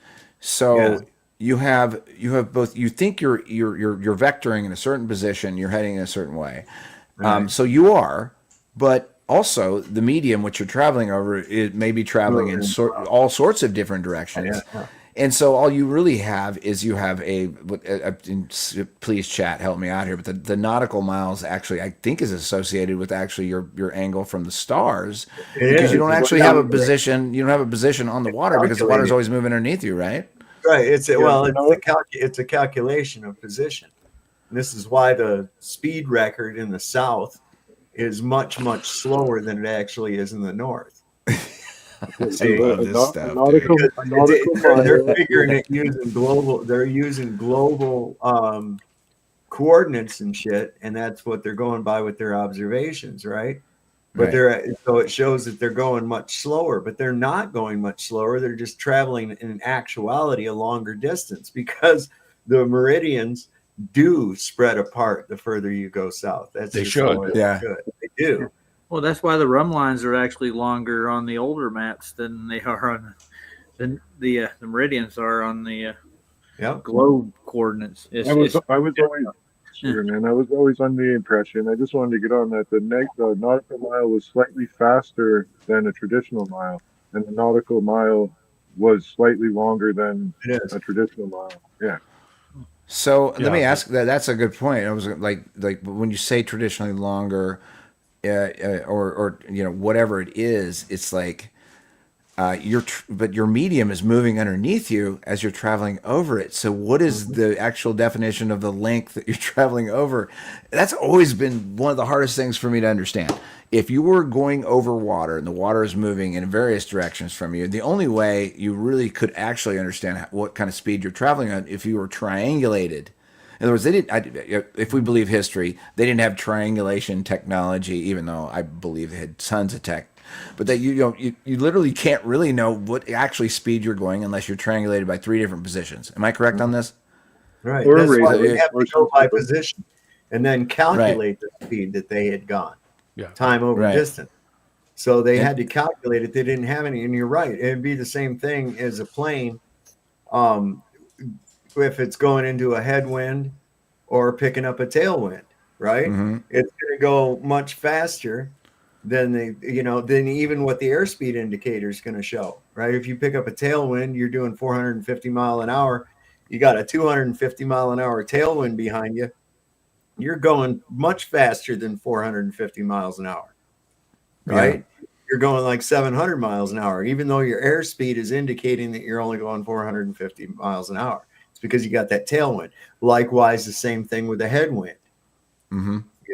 So if we apply that same thing to a different medium, the ocean, water, we've got currents, like you were saying. You could be going against the current. You could be going with the current. Yep. Wind, the air. Yeah. So there's all these factors involved. That's why I'm saying it's very easy for them, and I believe they have hidden a continent in the South Pacific. Yeah. On our conventional maps. And I think that one of those things is just like I said, somebody stole a fucking slice of the pie. Somebody stole a slice of the pie and sewed it together. And this is why you've got these fucking weird ass time zones and shit. Right. My favorite one is like out to what is it? The one Alaska, between Alaska and Russia. Yeah. Allegedly, there's only like an hour worth of travel time, but like almost 24 hours of time. Like is that what it is? Hours. It's like 5 hours. You break it down, it's a lot less than that. It's like 3 hours to 5 hours. Yeah. But cover a lot. Couldn't you reduce it down like a little bit more than that? Like even like philosophically about the hidden continent is like. It froze again. Like, a lot of people never leave their hometowns. Some people go and travel and they live in 2 to 3 different towns. Some people could travel all over the United States. And then some people actually go to other continents and see Europe and see Japan. But how many of us can actually say, oh man, I've been all over the Pacific Ocean, man? No, you haven't. I've seen it. I walked out to the ocean and put my toes in it. Sure. You know, but like, who the fuck knows what the fuck is out there? And apparently it's big. Yeah. It's huge, man. Well, you got to remember that those big ships, when they go over the ocean, they're going over past buoys and, you know, set. Yeah, they're doing set routines when they go. They're not, you know, they're not going off of those. So, I mean, it's easy to get the speed because they're going by radar buoys. They're going by buoy systems that can actually transfer that information at what speed they're moving, how fast. They can even equate in between the distances without doing speed at all and just time you in between the buoys. And that's how you would figure out your over average speed would be. Yep. Well, I mean, I would suspect that the old Loran system became what we think is GPS. They say global. I say ground positioning system. They just put a bunch of more repeaters. The more repeaters you have, the better you can triangulate your position. And you said Peters, ground Peters. Lowry, they have systems built on those big ships too that even if you go outside of that, you know, and you start to go outside towards the buoy systems, it gives you warnings and all kinds of stuff automatically. So all that stuff is all computerized now. Yeah. By the way, Geo found Starlink on islands out there that they have repeaters on in the South Pacific and the Southern Oceans that aim toward Antarctica. Wow. Like literally. That would not surprise me. Nope, not a shock, is it? No, because my dad was in the oil business, and he was in the early just like two-way radio before it became cellular, and they was just communicating with towers, and then towers became cellular, and then all this. All they did was just put up a bunch of repeaters. That's the Loran system. That's the old, you know, it's always been that way.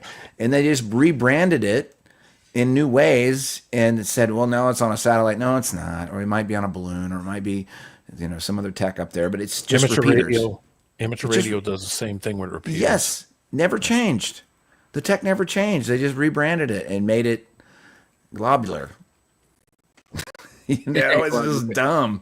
Well, there is an old coordinate system, and Gleason's did use it in his his azimuth. So there is a longitude latitude system that works just fine like it is. They're trying to get rid of that. They don't want. Even McToon did a funeral for the azimuth one night on his show, and ain't nobody gonna get rid of the azimuth of the equidistant map. Okay, I don't give a fuck because a couple of goddamn swinging dicks from YouTube went down there and faked some bullshit. They're not going to get rid of a goddamn map. That dude's out of his fucking mind. He's a sick-minded motherfucker, and people just need to just stop giving him any attention. This guy, I mean, somebody who goes and tries to get people fired from their jobs and shit because they don't believe the Earth's a globe. Go in and you know, stalk people's fucking families and harass them and email them and shit. I mean, come on. These people are sick-brained fucking idiots, man. You know what's even sicker than that? So they actually have a little group site over on Discord where they have the thing called the Children of the Flat Earthers, where they document your children if they can and dox them. And tell everybody that pretty much that they're crazy too, and they want to pass it on to the next generation. People. Yeah, is it really that bad? Is it really that bad that they have nothing better to do than to do that? That's it. That's what we got. I just feel really bad because it's just like they're missing an entire life of experience, or they're demons. One of the two. Because if you're actually out there just doing that, you're like, oh my God, it must. There's that third option to your question. There's your third option to what you just offered. I say yes. Yes, it is. It's true. They really did that. They did it to Oakley and his family. They put him on the list, and they went after him and his kids. And he put a stop to that shit right away, just because he believes flat Earth. Or he is a flat earther, you know. Well, I mean, it begs the question, right? The wrong one. They're going to run across the wrong one, and they may have run across the wrong one already. It's not. We don't know, but I do know that when somebody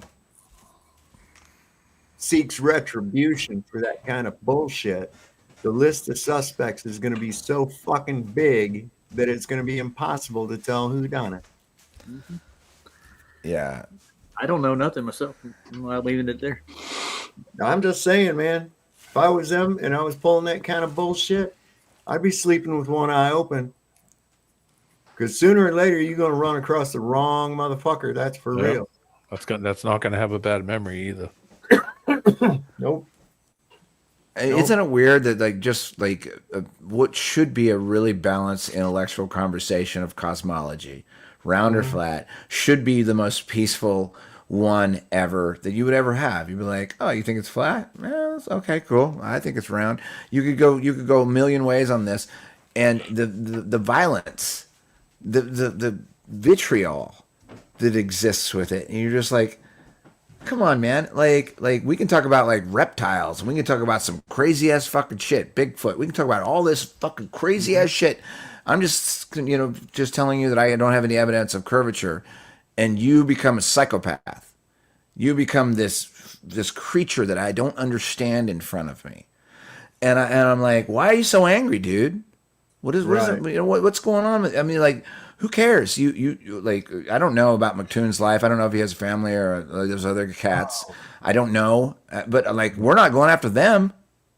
Yeah, that's we're the not going problem. after them. Once they find out you're flat earther, they'll argue about anything just for the sake of argument. It doesn't, matter the subject. It just all of a sudden turns into argument, debate. Oh, I just want to debate everything. It's so weird. It's so weird. I'm like, dude, like maybe just go down. And I'll tell you what, whether you drink or not, go to the bar or go have a cup of coffee or go do something. Go get a life. Well, that's kind of what you're saying, but you're like, just chill, man. Go do something over here and come back and talk to me an hour, and then see if you change your mind. And it's this hyena. It's like this hyena mentality of some of these characters. Like, I can't get away from it. I always make metaphors of everything. I'm a songwriter, so I'm like, what's the metaphor here? Hyenas. I'm like, you guys look like the hyenas from those Disney cartoons. You just chew on the lion's ear. You're making yourself obvious in front of everybody that you suck and that you need to improve. You need to improve your disposition. You need to get better at life, or they're a demon. That's my own experience. My own experience. I'm not saying this is for everybody, but I've noticed it's more of these YouTube personalities or social media personalities are the ones like I know I work with Glovers. Like, we don't get into these kind of arguments. There's a few occasional ones, and like I said, this is my own experience, but it seems to be primarily that, the people like the McToons and the Craigs and all of them types, the ones that think they're somebody. They're not anybody. It's just they think they're a legend in their own mind. But, that's just my experience with this. Yeah, well, it's that they're damn it, I forgot what I was going to say. Fuck. Well, come back to you. I'll finish your thought without finishing your thought. It's just that, there's something wrong inside of them, and it's weird, and it's funny and weird, and it's sort of like, I don't know what to do with it anymore. The debate's over. The debate's been over. Well, it's been over for 1,000 years, but like in the last 10 years, FE 2.0, it's over.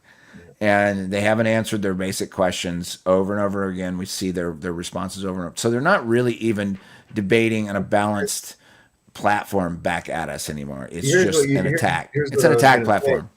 Here's what I was going to say. I was going to say I've had to tell people, I'm like, look, you're obviously too emotionally involved with this to have a logical discussion. Okay? Yeah, indeed. You're obviously too emotionally involved with this. Maybe you should examine that. Why would you become so emotional over something like that? I mean, really. So, once you get your fucking fifis in check and shit, come on back and then we can have a logical discussion. But if you're going to come in all angry and confrontive and shit, fuck off.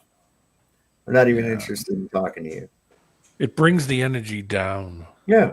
It's low. It just changes. You can feel it. You're like, oh. Yeah, it feels like a social experiment to me, guys. It really does, and they're trying to weed like different sects in society out, and they use all kinds of excuses to put you in bad energy. That's what it is. Meanwhile, here we are being controlled by a fucking foreign nation. Check this out. 100 U.S. senators.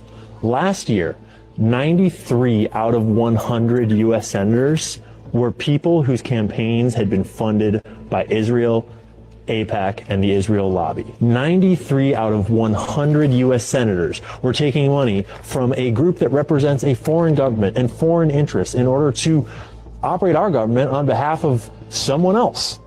And they all work here in this building.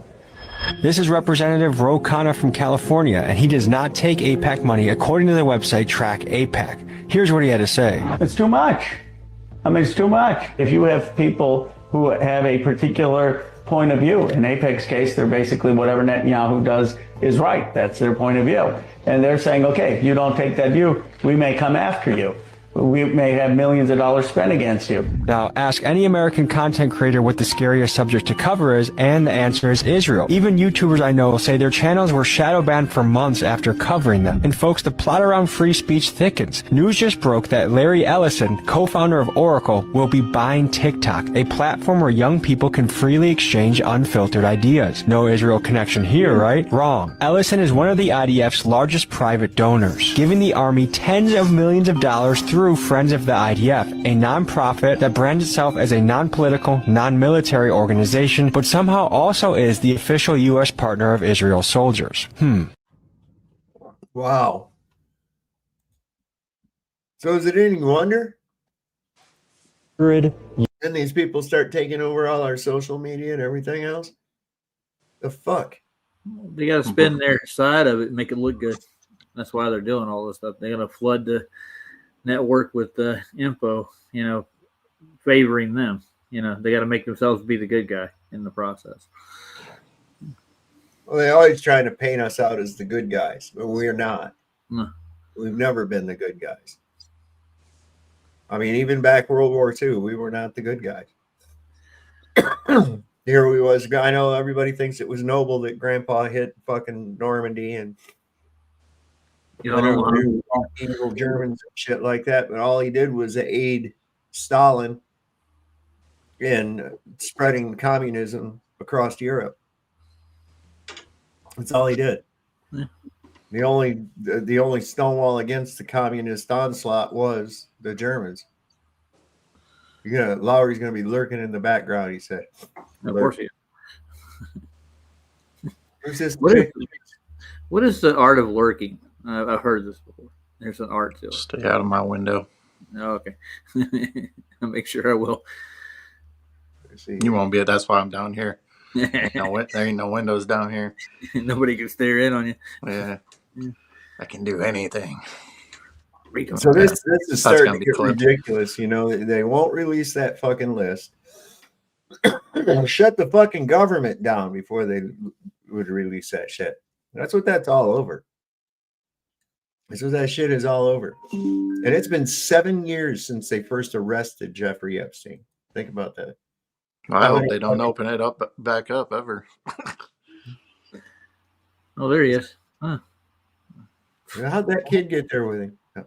Just a reminder that it's been nearly 7 years since Jeffrey Epstein was arrested for trafficking minors, and to this day, not a single one of his clients, the people he was trafficking to, have been arrested or charged with anything at all. In fact, the only consequences faced by any of them is this guy doesn't get to be a prince anymore. He doesn't get to cosplay as a Disney character anymore. He doesn't get a free mansion anymore. Mind you, he's still a millionaire, right? He's still got his pockets full of taxpayer money that he made cosplaying as a Disney character up until now. He's still got access to all sorts of connections and privileges that kind of life has afforded him. He still gets to live a life of privilege beyond that which 99.9999999999999% of humans will ever get to experience. That's his punishment. If you're an American, I am begging you, don't let this guy convince you that the Epstein files are a Democrat hoax. I mean, for God's sakes, the Democrats have plenty of people that are implicated here too. I think they're just kind of talking about it now because they know that Trump's hands are tied, that he will try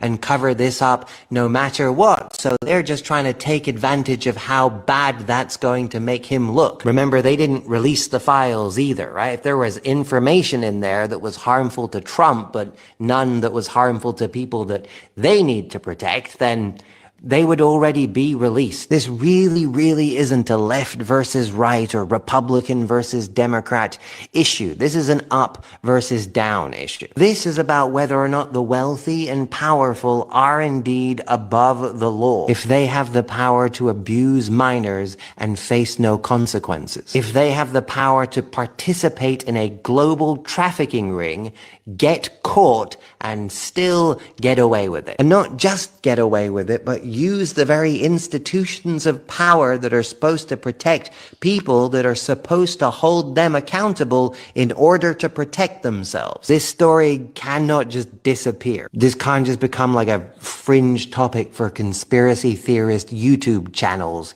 10 years from now. Oh, man. Can I make a call out right quick, Saab? Somebody needs to go over and Rumble and start chatting with Frank because, man, he's having a conversation with nobody else. Frank's over here. Frank's killing it over here in the Rumble chat right now. No. He's killing it. Go on over there and be on there with it. If it wasn't over there, it'd be over here. Yeah. Frank gets on a tangent. Oh, yeah. Let's see. We went through that. That's, what is this thing? Wait. Oh, yeah, we saw that about the bodies. Oh, this is kind of weird, too. Along those lines of that Alan Watts thing we watched. Hey, one more thing. Heron said pants are for suckers. Pants are for suckers? Yeah, hell yeah. Spiritually awake people are quietly disappearing from society because Jung discovered something profound.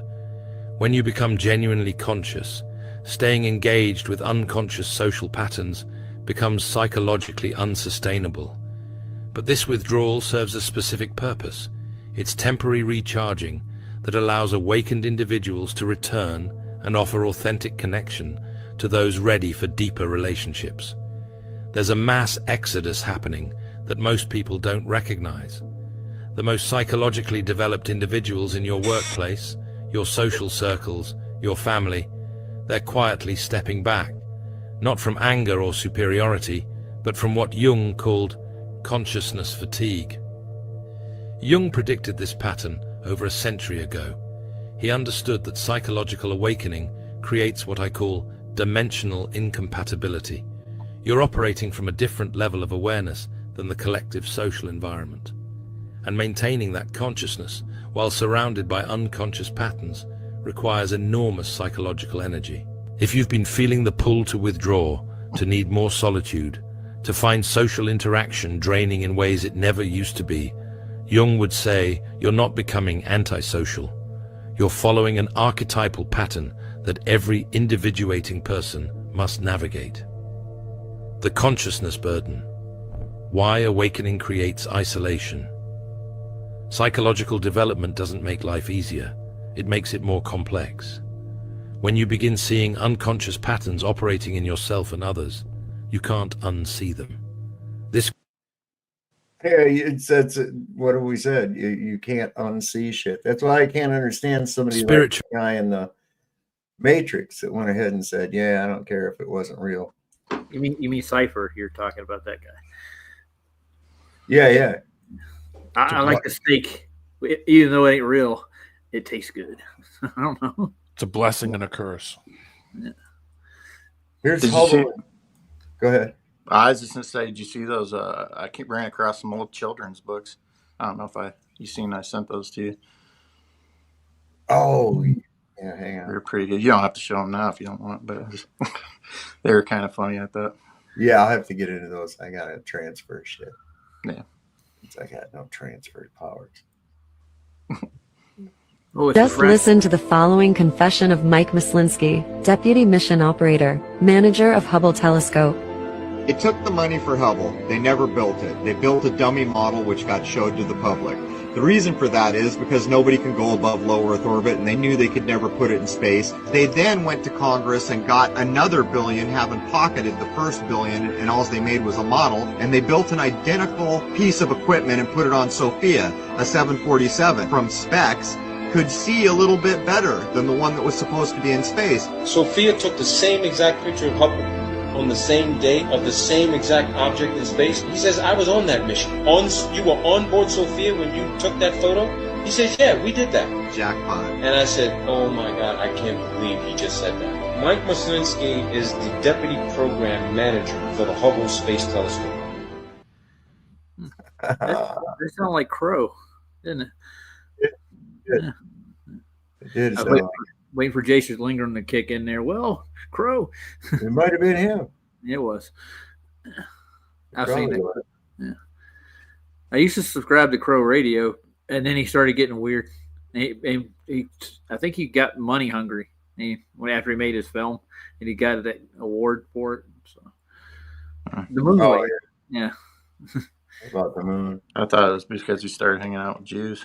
Yeah, that's probably, that usually does it. There is a foreign government that has a contract with Google and Amazon. This contract is called Project Nimbus. It's a cloud service contract. Project Nimbus is weird for a couple of reasons. One, there is a no cancellation clause. No matter what this government uses this cloud service for, those companies cannot cancel their access. That's important because Microsoft recently canceled some of this government's cloud access because of how they were using it. The second weird thing about Project Nimbus, there is an early warning system built into Project Nimbus. It is called the winking mechanism. All of this is verifiable. The winking mechanism works like this. Let's say the United States wanted to do an investigation into this government. The second that we tried to access, our government tried to access that data legally through court orders, however, it triggers a payment from those companies to that government, letting them know that someone is investigating them. This is highly fucking illegal, especially for companies that operate within the United States. But nobody talks about it because it's a government that nobody wants to talk about. Guess who? Guess who again? There is a... Right? I don't have to throw too many stones too far to figure out who. No. The usual suspects. Here we go. How far away is the sun? How far away is the sun? Yeah, how far away is the sun? Really, really far. Damn Somalians. Yeah. There's that song. I hate It's to put you into a trance.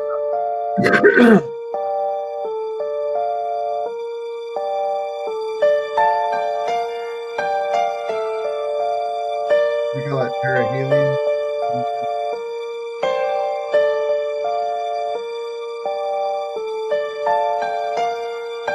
That one blows my mind. Man.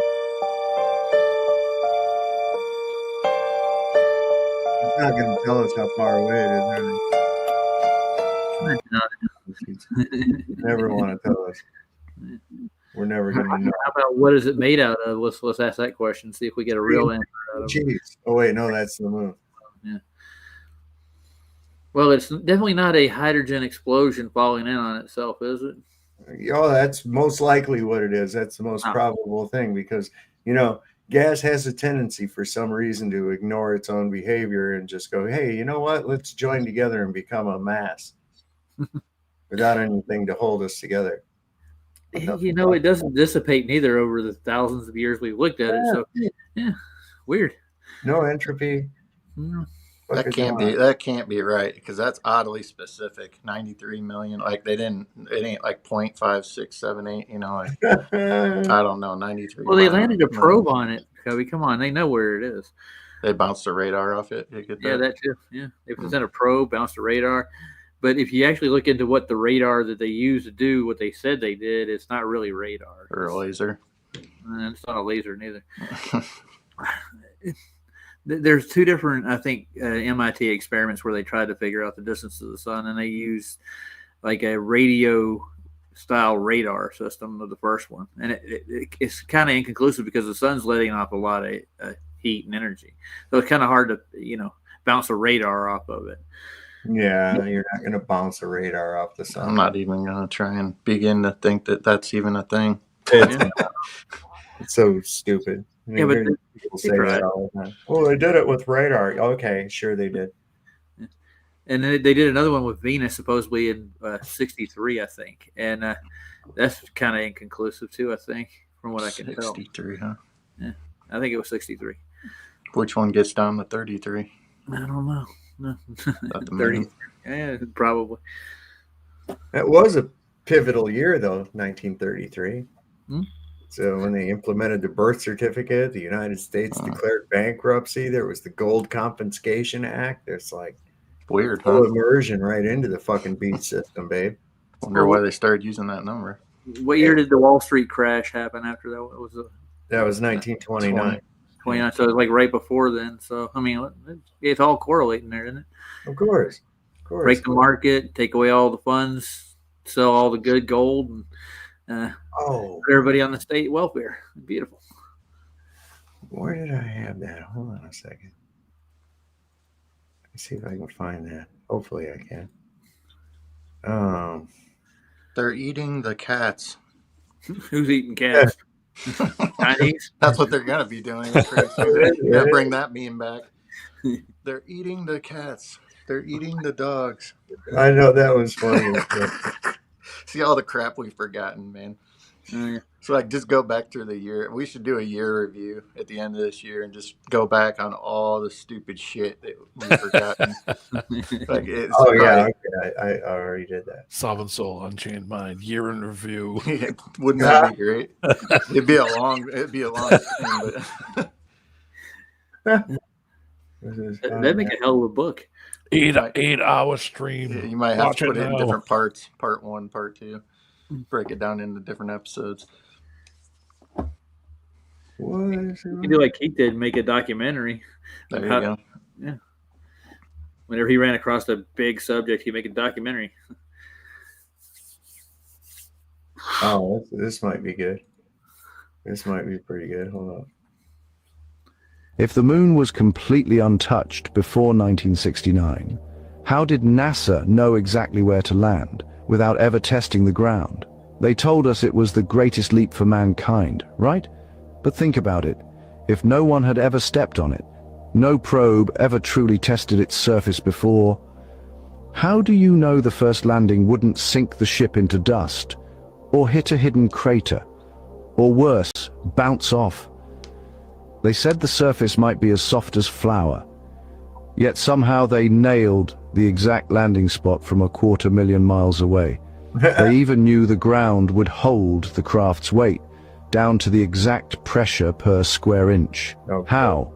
Here's where it gets strange. Before 1969, every photo of the moon's surface came from telescopes on Earth. And yet, somehow, they already had detailed landing coordinates mapped out.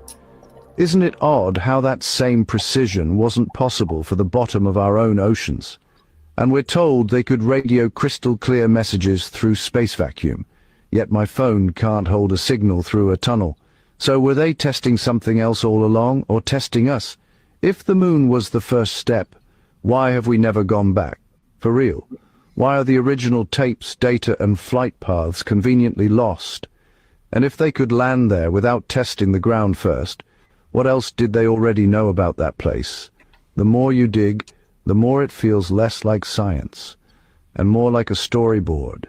Because maybe, just maybe, the moon wasn't as far as we were told. Maybe the landing wasn't about touching another world, but shaping ours. Look, I'm not saying what's real or fake, but isn't it wild that the biggest proof of the globe begins with something no one else has ever repeated? If everything we were shown started from a story no one can test today, what else could be perfectly crafted illusions? So here's your challenge. Don't argue in the comments, ask questions. Why did they know exactly where to land before ever landing? And why does every image of Earth from space look slightly different every few years? If curiosity makes you uncomfortable, you might just be standing too close to the edge of the globe. Drop your thoughts below, share this with someone who's ever looked at the moon and wondered, and follow for more questions that shouldn't have answers, but somehow do. I never woke up one day and said, "Hey, I should go to the moon." I've never thought that at all, ever. It's not a natural thought. I don't. They were trying to push it really hard in the school for kids. Well, you could be an astronaut. Oh, I know, man. They told us, look, I remember they told us in school, they said, that, well, by the time you're adults, you probably have an option to retire on the moon because they'll have retirement homes on the moon and shit, and it'll be easier on old people with, with their arthritis and shit like that, They said, oh, yeah, and flights back and forth to the moon will be as common as flying to grandma's house in Florida, shit like that, And so this was also bolstered along. We had sci-fi TV come out around that time, too, where they had this show called Space 1999. Yeah. And it was supposed to be by the year 1999, Earth had established bases on the moon. And something happened, an explosion or whatever, and it knocked the moon out of the Earth's orbit. And here they were stuck on the moon traveling through space. And it was kind of like, instead of the Enterprise, it was the moon and their little short the Death Star. Yeah, kind of. So it was, it was making shit plausible. It was putting it out there as plausible. Of course, we'd also had Stanley Kubrick's 2001: A Space Odyssey, which actually incorporated, using some advertising and getting some advertising money to pay for the film. If you remember, they used Bell Telephone for the video phone call that he used. It was Trans Am, or what was the Pan Am? Pan Am was who was flying the shuttle and everything. It was a Hilton. Remember, it was a Hilton hotel that was on the space station where they checked in, halfway to the moon and that kind of shit. So this was making it like, oh, look, the commercialized aspect of space. We won't have to do this all by taxpayer money. Companies will be well established and involved within the space program. And, you even saw product names on the Earth movers and shit, like Caterpillar and stuff that they were using on the fucking moon to excavate that thing at the very beginning of the movie. So, this seeded it in everybody's mind that there was one day everybody was going to be able to go to the moon. It would be just commonplace. And here we are in the year 2025, getting ready to shit the end of that one out and go into the next one. And there's going, we're hoping to send somebody to the moon in the next 10 years. And it's like, yeah, you've been saying that for a long time. You're like, boy, this place is fancy. They have an escalator. Yeah. Oh, I know. In the year 2000. There used to be a cartoon I used to watch. Called Dundar the Barbarian. Yeah. And that's what happens. Something comes in and hits the moon and knocks it out of orbit, and the world goes insane and gets destroyed, and everybody mutates. It's like 1992. What's happening, modern man? How you doing? Right here? Okay, yeah, I'm here. Yeah, man, I saw your title. It's kind of crazy. I think I had something similar on one today. So it had to be a synchronicity. So I had to show up. This world is not what we think it is. No, that's a common theme here. It's a common theme here. All this shit is movies. Now we're talking about when they were doing the moon movie. They're still trying to do the moon movie, but it's losing the plot. Starring Don Pettit. Yeah, Donnie. So y'all ever see any of these crazy buildings around y'all? What's that? The crazy buildings everyone's been talking about the last 4 years. Some people say Tartaria. I don't know if I'd go there, but just some of these abandoned ginormous structures. Oh God, yeah. Yeah. I mean, there's something happened, man, because when they found Luxor, okay, here's a city. This was a city. It was buried beneath 40 feet of sand. How do you lose a fucking city? You got these cities that have been lost in South America. What happened there at Luxor? They just went on strike, stopped sweeping the street. What the fuck? Something happened. You look at some of these old maps and you see where the Sahara aspect of Africa is at right now. On these old maps is far back as like the 1500s, early 1600s, shows it to be full of flora and fauna, and it's, you know, a lush area. What happened? You know, I have a theory about this whole the Earth and everything. I think that we could be doing ourselves a favor if we realize that a lot of this stuff is right around us as we speak. You know, and we can see it is shifting rather than the whole. Like, what is the whole thing? I mean, what is right here? You know, I Right, see it right. mostly in the big cities, but I mean, there's just You can see the social shift. yeah. I mean, there's a lot of shifts. It's just with the going out of the downtowns, all these abandoned skyscrapers now. I mean, what are they going to do with all these? Right. Malls. Just You're gonna make drive more around malls? and you'll see a mall. It's 90% empty. Oh yeah, empty. Yeah. Oh Sure. my God, yeah. Yeah, they're abandoned, these malls. Because this is where everyone is, right here on the computer. Yeah. Yeah. Well, I mean, why drive to the mall with all the other psychos when you could just order it online while you're taking a crap or cooking a chicken? Oh boy, we get some good ones on here. We definitely get some good ones on here. We had the guy with the bunny hopping son coming on. He literally said that the fucking sun Jerry lands on the earth. That it lands on the earth. That's what's going on at sunset. That it goes into the earth. Yeah, it and then goes comes into the back earth. out. No way. Really? Yeah. Uh-huh. And I said, oh, well, have you turned the news on today? How many people got killed by the sun? No shit. Imagine you're on the bus and you just saw a guy get melted by the sun. Oh, Right. bad luck. I like Stoneman's explanation for the sunset. It's one of the best ones so far. But getting back to your question with the skyscrapers and the empty malls and stuff like that, you're saying what will they do with them? They're going to tear them down and build up 15-minute cities. At least that's what it looks. I don't know if they could do it. I don't know. Could they pull it off? They're already doing it in my state. Of course they could. I guess it would be allocated to certain areas, and then other ones would get left in the dust. On the side of the highway. Look at Dubai. Look at Qatar. Look at places like that. You know, Saudi Arabia. All these places that are turning these places into like little Las Vegas. You know. Look at Astana. Turkmenistan. Yeah, there's all kinds of. There's more than just that. You can look. There's a map. You can go around and look. They're all over China. They're all over the place. I guess that's just the whole thing, right? There's so much land in so many places. If you don't think to look or know where to look, you have no idea what's going on. It could be totally different here than it is where you're at. I believe that it's just where I'm at is getting pretty much left in the dirt.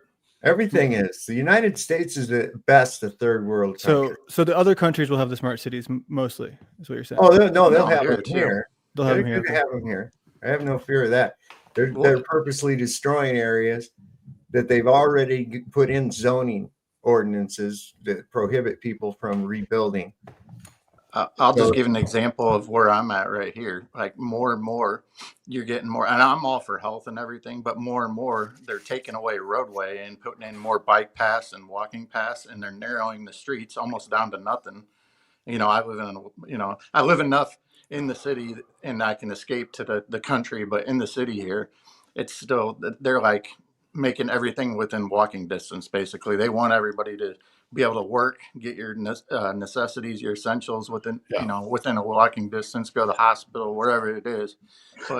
And I think people outside of that think that, oh, well, they can't take that, they can't do that to us. Well, I don't know. I mean, if you've looked around at other states, they talk about using eminent domain to steal farmland in Iowa to put in a carbon capture pipeline. Like, what the hell even is that? You know, so right. Down here on the side of the highways, especially the main highway that runs through the state, they're putting condos around all of the places where everything is. So wherever like the bank is, the supermarket, they're just building condos right next door to it. Like, putting those fucking traffic circles everywhere, man. Yeah, I know, the roundabouts. Those things, man. Yeah, those are from the devil. I hate those. Well, the reality is the really, really poor people seem to be the only ones who are doing these. I mean, there's some adventurous bikers in some areas of the country like California and I'm sure other places, but I mean, I don't see anybody using the public transportation or the bike lanes or the scooters that are not low income. I mean, like very low income, you know what I mean? Yeah. Well, they want you to stay inside for starters. They want you to shop online, get everything brought to you. They don't even really want you leaving your house when it comes down to it. They want you to stream Netflix. Look at COVID. Look at COVID. Take that as Yeah. an example. That's what they wanted to do. They didn't really quite accomplish that plan because there's so much pushback. But I think overall, if they People could have got working away home. with it, that's definitely what they're aiming for. Well, I guess, and I'm falling for the trap then too. If I spend time here, because imagine this: imagine they start just dropping us $100 for every hour we spend on here. We'll never get off.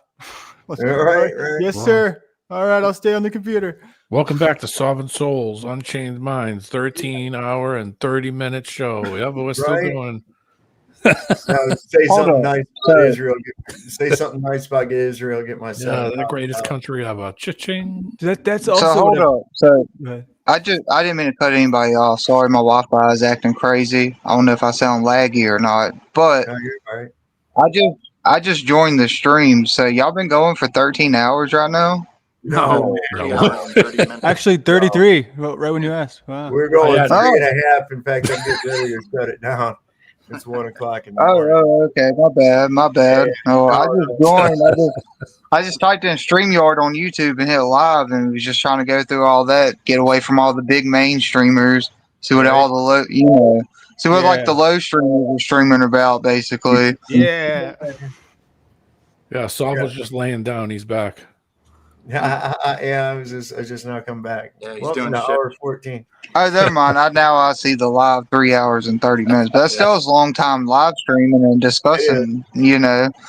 That's a pretty long. I don't even know what all this topic's about, to be honest. Like I said, I We've just been all over joined, the seen the place. StreamYard link, and clicked it, and now I'm here. So Yeah, we've been all over the place tonight. That's why I'm saying we're getting ready to shut it Do down. you have now. a place like a forum or whatever Telegram people use nowadays with your community, or do you not? Who, me? Yeah, you. No, I No, don't fuck all with right. none of that. No. It's all good. I just because I hear some of y'all talking and it gets me in the mindset. Now I'm kind of stuck in a community of people who are criminally insane. So I know there's insanity everywhere, but I'm trying to. The debate sphere. Not even that. No, it's worse than that. I don't even know what it would be called. The But yeah, Pinkleverse. yeah, there it is. Yeah, that's that. Because I was out today in the real world, just getting all these ideas. I was very excited to see there's this abandoned train station and abandoned buildings, and it just got my curiosity rolling. But nobody gave a shit about that. They just want to hear about who's fucking who and I who's know. going to jail and. Listen, I'll walk. I'll be out in public or something, or around people, and I hear him talking about normie shit. And it's just like I'm just sitting there going, I'm trying, like biting my tongue, going, oh my god, that shit's not even real, you fool. What are you fucking talking about? And I just can't, I just can't, and they'll ask me, what do you think about it? And I'm like, oh man, don't ask me, man. Really, you're not ready. You are not You ready. got time on your hands? You are not fucking ready at all, man. I can tell. I'm just tolerating you and smiling. It's yeah, cool, whatever. Trump, MAGA, go. These homeless people, though, they have the best conversations. Well, most of them go to Jesus right away, but some of them are very fascinating people. Did you see the price of Thunderbird? My God. Is that a plane? No, Thunderbird, the booze. Oh no, I don't keep track. Is that a thing in America? Well, I was just improvising on my homeless. Oh, discussion. Thunderbird. Okay, I see. Like Wild Irish Rose is down to $2. MD 2020 is $250 now. What the fuck, really? Man, hey, first of all, you can't forget about the Mad Dog 2020 now. Jesus. No, the grape flavor is the best, I'm telling you. Oh my god, that shit. None of the flavors are the best. It's like fucking cough syrup, man. I swear to God.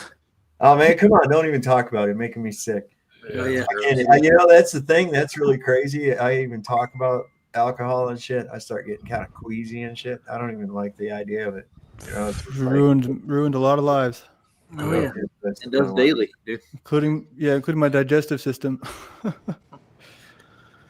Oh yeah. I saw that. Okay. Yeah, listen, I'm gonna have to get off here, man. This has been 3.5 hours. 333. 3-3. We're good to go. All right, man. I want to thank everybody for coming on tonight. I hope you had a good time. Usually the chat's pretty lit up, and we're all over the place on this thing, man. blowing apart the illusions and pointing out the actors.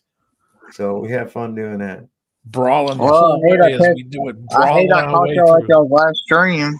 Y'all last little bit of the stream. Head over to I Rogers. did. I Drew, think I subscribed to the channel, so I if hope y'all so. getting off, so hopefully catch another live and be able to come up and actually discuss stuff. Be sure and subscribe to the channel and hit the bell notification so that you can maybe be notified by YouTube when we're going to have a live or a video goes up. So yeah, that'd be pretty cool. Thanks for coming up tonight, Drew.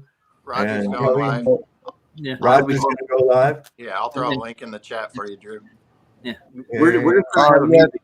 Yeah, Hey, I'm gonna get off. If you can throw a link in, whoever's gonna go live, if they're accepting, I'll join the panel or whatever to discuss whatever. Cubby just put it Okay, in I'm the gonna get regular off here and go look at it. All right, I appreciate it. All right. See you after show. The All after. right, guys. Thanks Good to see you, everybody, everybody. for coming up tonight. And don't forget, as we always like to say, the Lord loves the working man. Don't trust Whitey. See your doctor and get rid of him because you don't know what the fuck he's doing and he'll kill you. And if you heard the shot, it probably wasn't meant for you. We'll see you next time on Sour and Soul Unchained Mind. Good night, everybody.